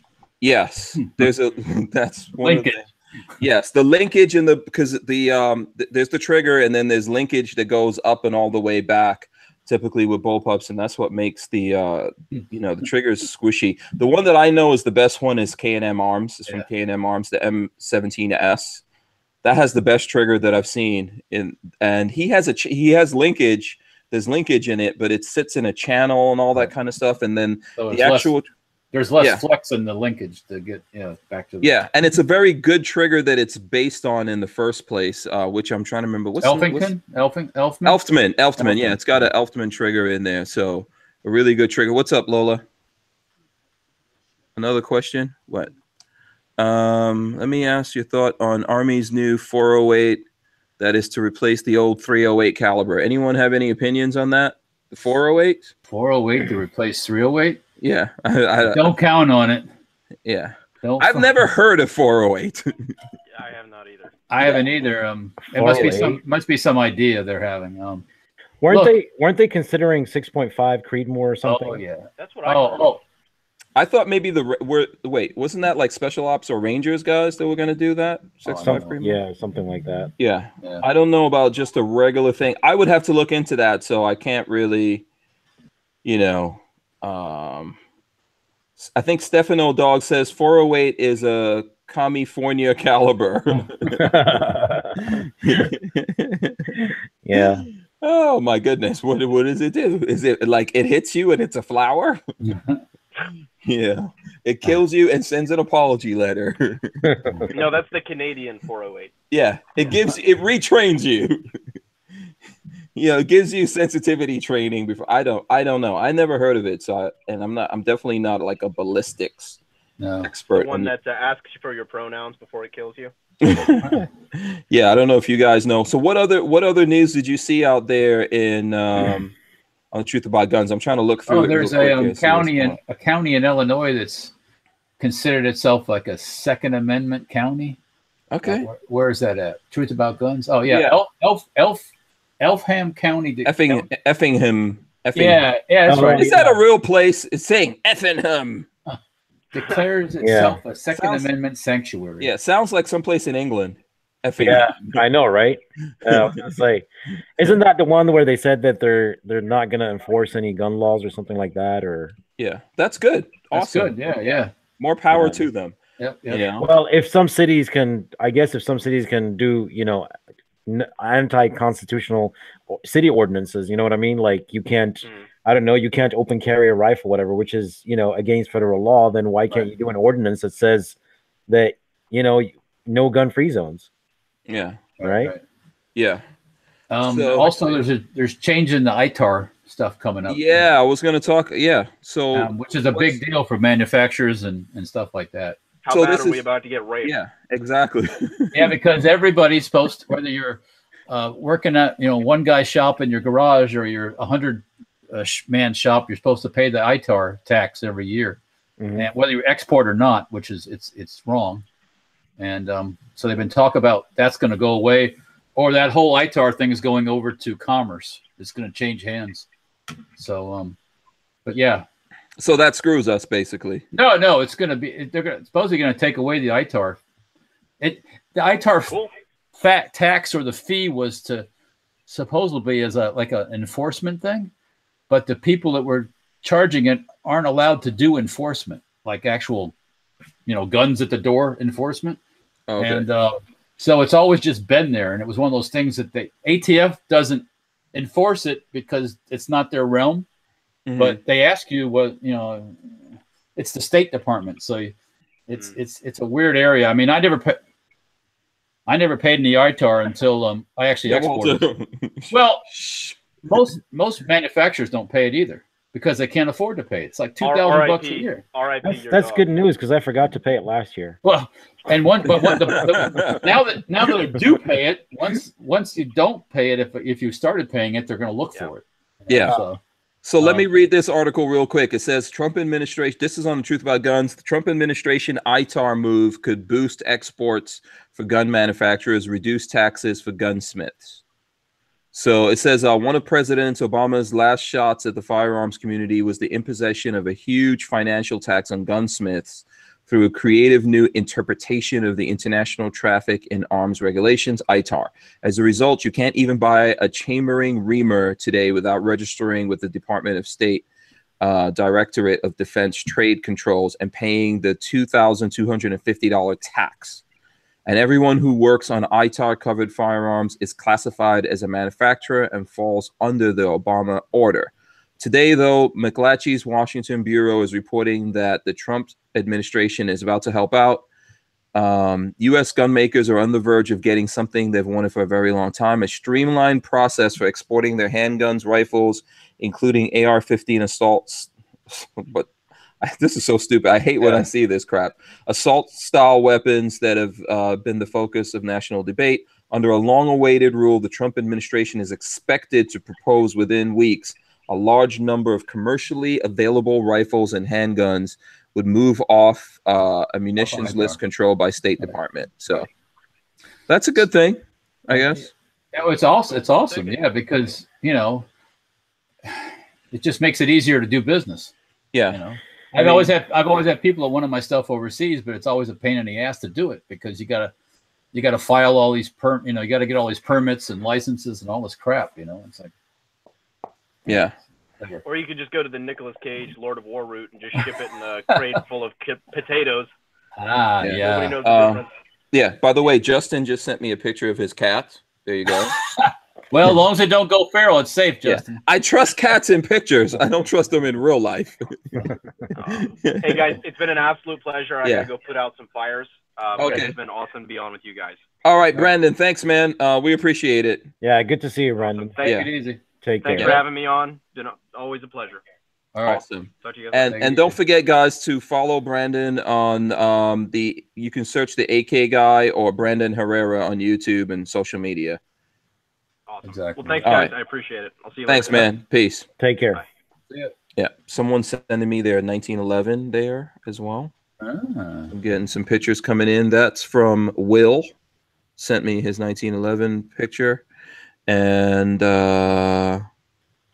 someone wants me to show this picture to Sam. Says, hey, Hank, can you show Sam this to see if he can make this a new T-shirt product?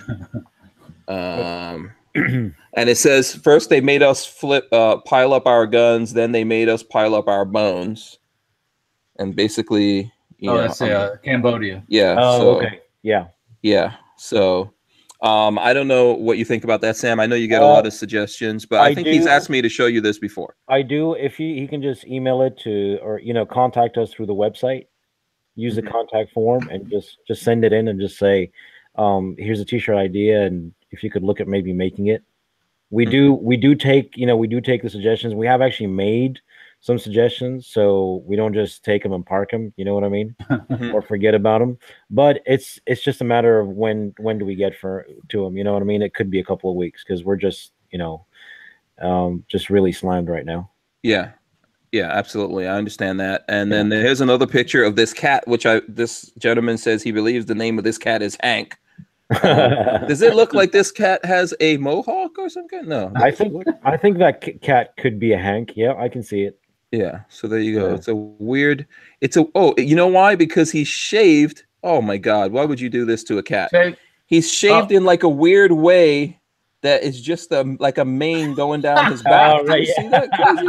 Oh, I've seen cats that need to be shaved. Actually, once they're shaved, they were happy cats. Yeah. So that cat didn't look happy. Well, you know. Yeah. Yeah. So there you go. You know what? Yeah, I'm not saying. So that's Stefano Dog. He says it looks like me. The cat looks like me. So yeah, I don't trust cats, man. I'm just telling you. They're very temperamental. Like you can trust a dog, but I don't know, cats. I mean, I don't dislike them, but they just, they can snap. They can really snap at any time, and you'll get a scratch or a bite or something. And, and then what's the use of a cat anyway? Like, and that's just like in a barn or a farm where they chase mice. Yeah, I mean, that's supposed to chase mice and stuff like that. But I like, outdoor cats I'm totally good with. Yeah. But actually, I think most animals should be outdoors. Like you've never heard of a police cat, you know what I mean? It's not canine, you got K-cat. Or a police, or not a police, or a cat guider. You know what I mean? Guiding blind people and stuff like that. Or one that's like tracking a rescue cat. Yeah. They're like the cats are like, fuck you. I ain't going to shit. Yeah. No, cats are always stalking us. It's like, you know what? If I was a little bit bigger, I would fuck you up. That's the nature of the beast. That's what cats always thinking. That's what cats are. Yeah. Oh, is something on the Firearms blog about the people in Ukraine wanting more gun rights. Yeah. Over there in the Ukraine. Yeah. Kind of cool. Yeah. Yeah. Oh, there it is. Citizens push for gun rights in Ukraine. Yeah, all around the world. I mean, the right to defend yourself should not end at the borders of America. Right. 13C gun reviews. Cats are pissy because they are God's perfect killing machine, but they are only 8 pounds and keep them up and petting and kissing them. Oh, okay. He likes cats then. That's Joe. But that's the truth. If you really think about it, like I always feel like a cat is looking at me like, man, if I was bigger, I would bite your ass. Yeah, you'd be shredded real fast. So when I met my wife, she had this cat, and it was one of these things that every once in a while I'd walk past it and it just attack my leg, or like, wow, do this thing, I gave that son of a bitch a couple of flying lessons in the apartment. A couple of flying lessons.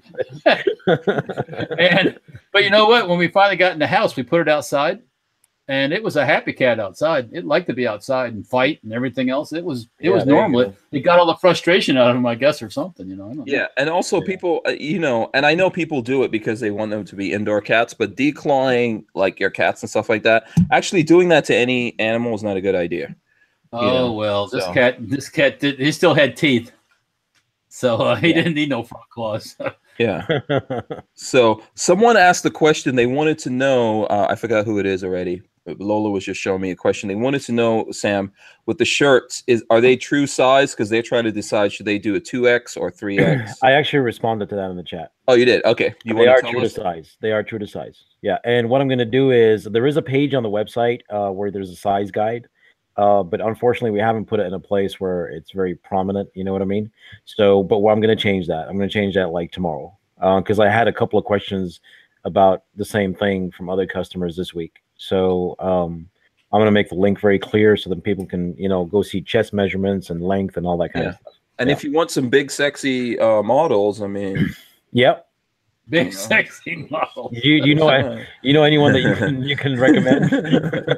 I'm just, what's weird? Like I wear 2X, and Walter, he's bigger than me. I mean, I've got like big shoulders and everything. You're a big dude, Walter. You like wearing those baggy ass 2X shirts. I like my shirts to be baggy. That's what I was saying. Walter likes to show off his muscles. No, I wear XL. Yeah, and that's loose on me. So. Yeah, Walter wears an XL. I wear 2X, but I like to be baggy. you know, I also it covers up the different guns I might be carrying on me. Yeah. Right. Okay. Yeah, Walter likes to carry his guns in his pockets. Yeah, I like little ones in the pocket. Yeah, and the color black is always good for concealment. The color black and the color dark gray. Yeah. Except when you have to get outside in Florida in the sunshine and you die in a black shirt. Yeah. Dude. Hey, Walter, I'm right here in Texas. Oh yeah, I know. I was thinking that. When I was we found a simple solution for that we should stay the fuck inside. I think no, even more advanced than that I think you Floridians need to think about. You know what I mean? It's called air conditioning. Oh yeah, well, right. Okay. By the way, there is y'all need to catch up. Yeah. You know, by the way, there is a link to Forged from Freedom in the description here. You guys should check that out. Here's someone sending me some more guns on just texting me. See, that's text for anyone who, you know, I'm getting the text right now. So there is a link to Forged from Freedom, and I think people always ask you this, Sam. No, I am not a terrorist. Yeah, no. It was only a joke. Yeah. What size do you go up to? That's I get that thing all the time. Men's they all go up to 5XL. Some designs go up to 6XL. Ladies go up to 4XL. Yeah, there you go. So but we can't physically find any bigger than 4XL for ladies anyway. And to be honest, we've never had anybody ask for them. So yeah, we always go to the biggest size that we can find. Basically. Yeah. Okay, cool. There you go. Yeah. And then someone sent me like a picture of a bullpup, but then also a picture of their cat with a gun. And he says, my cat will shoot you. And I'll tell you what, if cats had opposable thumbs and they could shoot us, we would be slaughtered. Oh, yeah. I'll tell you that right now. Rex Allen, my cat might be a terrorist. The jury is still out. Laugh out loud. Yeah. Stefano Dog says all cats want to be terrorists. You know, I think cats would definitely do us in if they had an opportunity. So what else has been going on? We haven't seen you in a while, Sam. So I know, man. I've been extremely busy. You know, it's tax season and crap like that, and I got to do taxes because I've got a business in Europe as well. So I've got to do taxes for like 2 locations, and it's a freaking nightmare. And I've also been out this last week, and I need to catch up. I think I've had like maybe 10 hours sleep in the last 40 hours. You know, wow. Because I spent the weekend, you know, like I said, chasing Milky Way and stuff like that. And there's a lot of driving involved to go to really dark places, right? And stuff like that. Because light pollution is a problem, you know, in the cities. Yeah. Oh yeah. Yeah. If it was dark enough, you could see the Milky Way with the naked eye. Actually, let me show you something. I'm going to show you something I took yesterday morning. I was absolutely. Yeah, let's see. Let me lock it on. I can share my screen, right? Let me just see how I'm going to share my screen. Yeah. What were you going to say, Walter? While I was at one of the things I did today, I bought a milling machine. Oh, now, cool. We have 2 CNC mills and a CNC lathe, but like all machinist type people, I've always wanted a Bridgeport manual machine. So I went out, another gun person locally here, a military vehicle guy, died last year, and he had a whole shop full of stuff. So I bought from his Witto a Bridgeport milling machine. So just to add to the shop, to have some manual capability. Oh, look at that. There I am. Yeah, you can see yourself. Okay, so that's beautiful. Oh, cool. Yeah, so I took this Monday morning. What time was it? This was at about 4 a.m. And who's that with the cell phone? That is a friend of mine. We shooting companion, you know what I mean? And he's a big gun guy as well. Yeah, it was just the 2 of us out in the middle of nowhere in North Texas. And that's the Milky Way up there. Is like a galaxy up there. That's the Milky Way right there. That's the Milky Way. That is the core. Oh, right there. Okay. That's the core. Yeah, and I just told him to stand and just shine a light. You know what I mean? That way, and it's turned out pretty good. Okay. What were you going to ask, Walter? I'm looking at that picture, and to the right a little bit, the bright light to the right. Oh, this here? Yeah. This here, I believe this is Orion. It's oh yeah. Yeah. So how long did that have to expose in order to get this? Well, I have something called a sky guider. It's a tracking device that actually moves. Oh, as the stars move. It moves with the same speed as pretty much the the celestial speed, basically. Oh, okay. So I mount my, I align it first to the North Star, to Polaris, and then once it's properly aligned, I put my camera on top of that, and I can do exposures of like 5 minutes. You know what I mean? Without getting any star trails, because it's moving with the speed of the celestial speed. Mm-hmm. Yeah, you're getting lots of kudos on the picture, by the way, from folks out there. Yeah, thanks. That's beautiful, man. That's awesome. Yeah, thanks. It takes a lot of work to get, to achieve, a composition like this. Yeah. I mean, and your friend's got to be brave. I wouldn't want to be a dude with your kind of beard. I don't want to be out there in the wilderness and dark blackness with you. Right. That's just too scary. Yeah. Yeah, absolutely. No, that was great though. That was, wow, man. That was really cool. That was worth it. I know you lost a lot of sleep. Around chasing behind that thing. Yeah, here's one at sunrise. Just show you this one here. Oh wow. This is one right at sunrise. You know what I mean? Basically. And where is this in Texas? You said this is in Texas, right? This is right on the Oklahoma border with Texas, right on the Red River. Mm-hmm. Oh, okay. Right. In fact, there's this is a lake, but it's really close to the Red River, and this is like, right at, this is the final chance you've got in the morning. This is basically right about 6 a.m. Yeah. So Armament and Axis says, I believe that might be Jupiter or Venus in the right. Right. Yeah. I'll have to look and take a look and see. I've got a couple here. Yeah, this is right at the start of sunrise. This is what it looks like. So. Oh, cool. And you can see it with a naked eye. If it's dark enough, you can see it with a naked eye. So.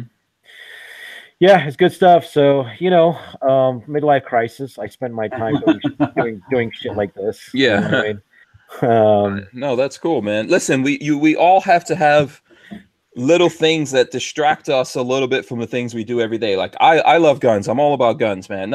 I'm all about the Second Amendment and freedom, but I really believe in the beauty, the mechanical, the design, engineering, and everything behind guns.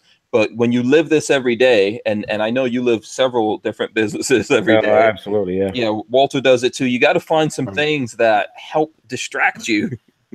Yeah, you gotta. Sometimes I just stop what I'm doing in the shop and just work on something that has nothing to do with the gun. Well, it might be gun stuff, but nothing to do with the production stuff. Right. Just chill a little bit, Yeah. You got to do other stuff, man. You got to. To be honest, I'm kind of, in behind the scenes, I'm kind of also, politically active and stuff, for gun rights and stuff like that. And there's so much shit going on sometimes. There's so much noise from everywhere that, this for me, doing this, chasing the Milky Way and all this kind of thing, it's just an escape from civilization for a little bit. Right. Yeah. You know what I'm saying?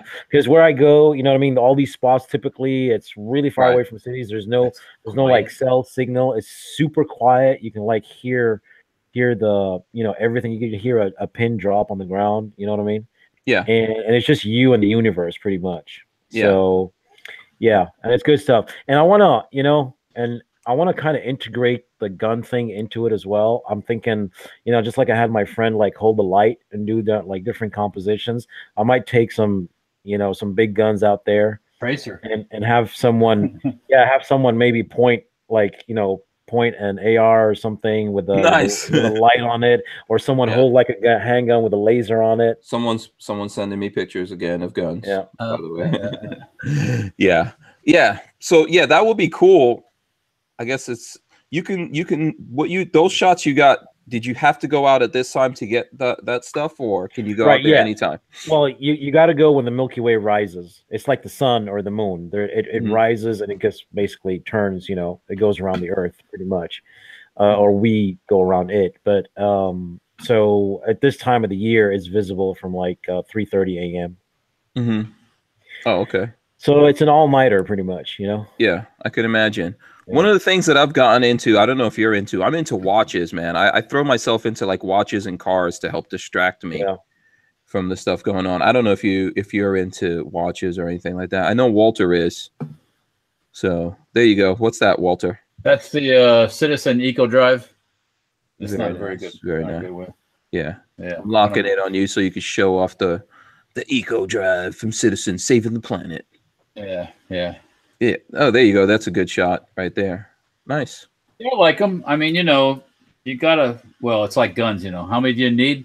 Well, how many do you want? You know, I need all. Yeah. So. Yeah. What about you, Sam? Are you into watches? I was asking Brandon. I know he says he is, but he didn't have any. He wasn't wearing one today. I am. You know, I do like watches, man. I have a couple of Citizens. I have. My dad gave me a. Oh God, this is so bad. I should know this. My brain just had a thing. Yeah, your brain is switching over. Man, all I'm thinking about is sleep right now. Yeah. Yeah. What was it he gave me? Anyway, it's a vintage watch. Omega? No. It's Hamilton. Oh, dang it. And it's not even here, so I can go look it up. It's Swiss. I forget. Okay. I forget. It's not a Rolex for sure. Right. Okay. Yeah. There's quite a few. I mean, is it like a Patek Philippe or something like that? No, but it's in that kind of class. Audemars Piguet. It's in the Patek Philippe. It's in the Patek Philippe kind of class. I think it's like an AP. I think it's a Raymond Wheel. Oh, okay. Yeah. Man, you're out of my league already.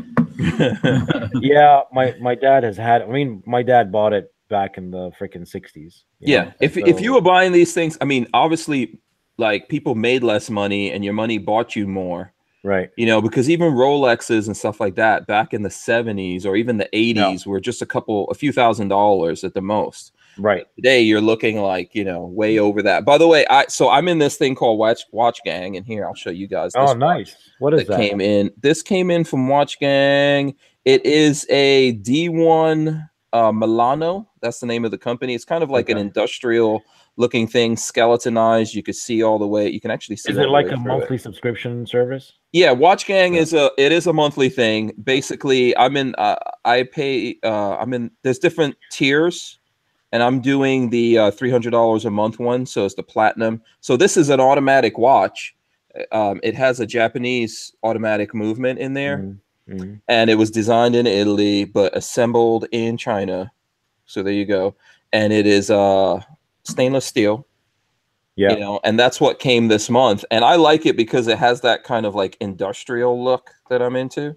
And there's some watches out there. If you're into watches, there's this guy named Genta that designed watches that had this kind of like octagonal look to it. Right. And you would find those in like Patek Philippe or APs and stuff like that, and they're ridiculously expensive. So I like that look though. So Patek Philippe is really nice, but you know whether I'd pay for one right now is something else. Yeah. I'm getting more. What do they say? They say you never actually own a Patek Philippe. You simply pass it on. It owns you. Yeah, it owns you. They're like really locked down on everything. You have to like actually fill out paperwork and be invited and all kinds of craziness to unless you're getting it used, I guess. Right. And they keep records of every single thing. But it's awesome to dream, look, just like you dream about.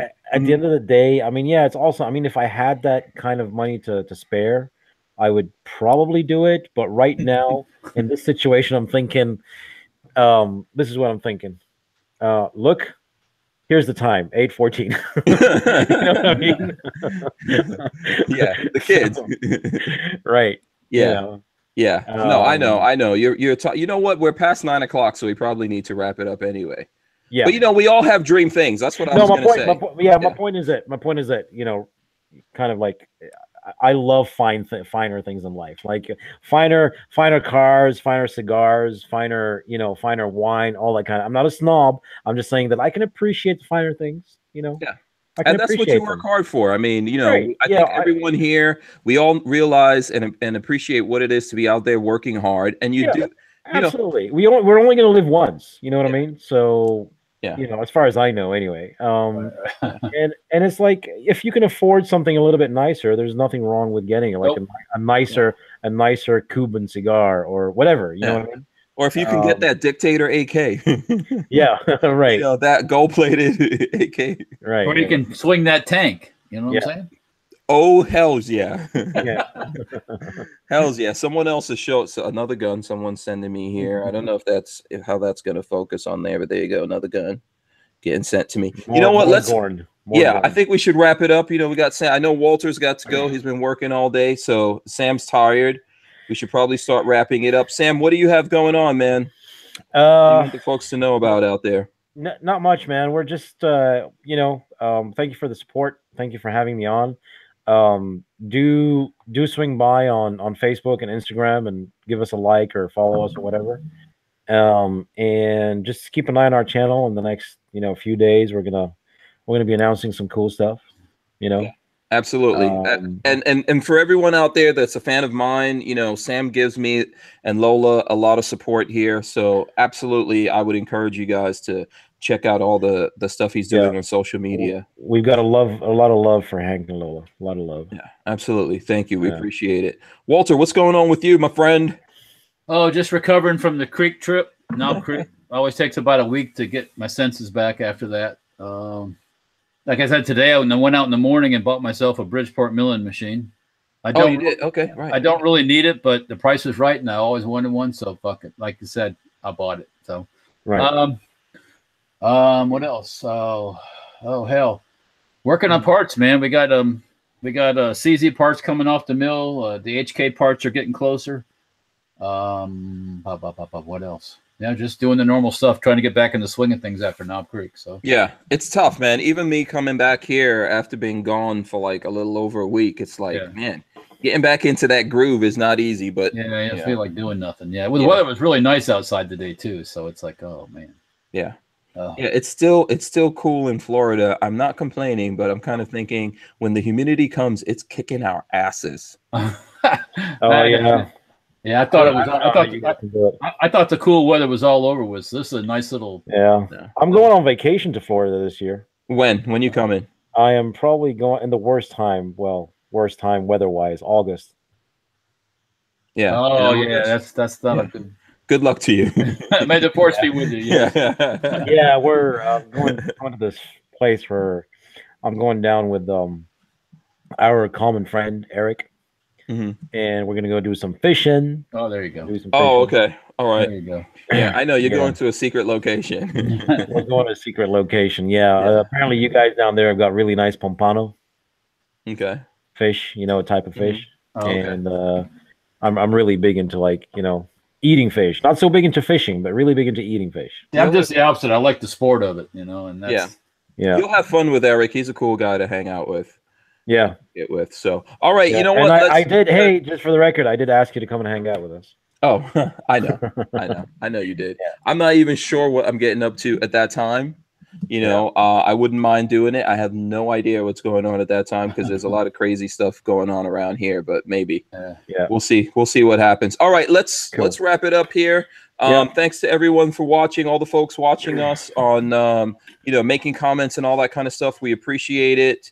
Thanks to Sam for coming out, Walter for coming out, and of course Brandon Herrera, the AK guy, coming out and talking about. Make sure you guys check out that video that he put. I didn't know he was such a youngster. He's a young dude. Don't let the beard fool you. No, I mean I didn't know he started that when 19. My God. Yeah. He's getting the crash course. By the time he gets to our age, he'll be scary badass by that making time. laser beams. Yeah, he's a very interesting guy. I didn't even get a chance to ask him about how he somehow linked up with Trump, and he was actually flying around with Trump on the campaign. Are you serious? Yeah, check out his Instagram. Someone must know somebody. Yeah. I don't know. He said he just fell into it and it happened. He wasn't happy when Trump changed his stance and everything on Second Amendment. But there you go. We'll have him on again. Cool. All right. Yep. Okay, guys. So you guys stay right there. We're out of here, guys. See you tomorrow. Tomorrow, Lola says we've got James Ledger and 13C Gun Reviews. Joe, it will be on tomorrow. I know I saw Joe from 13C Gun Reviews. Yeah, he's there in the chat right now. So he'll be on tomorrow. Make sure you check him out. Follow 13C Gun Reviews on all his social media. We're out of here, guys. Peace. See you.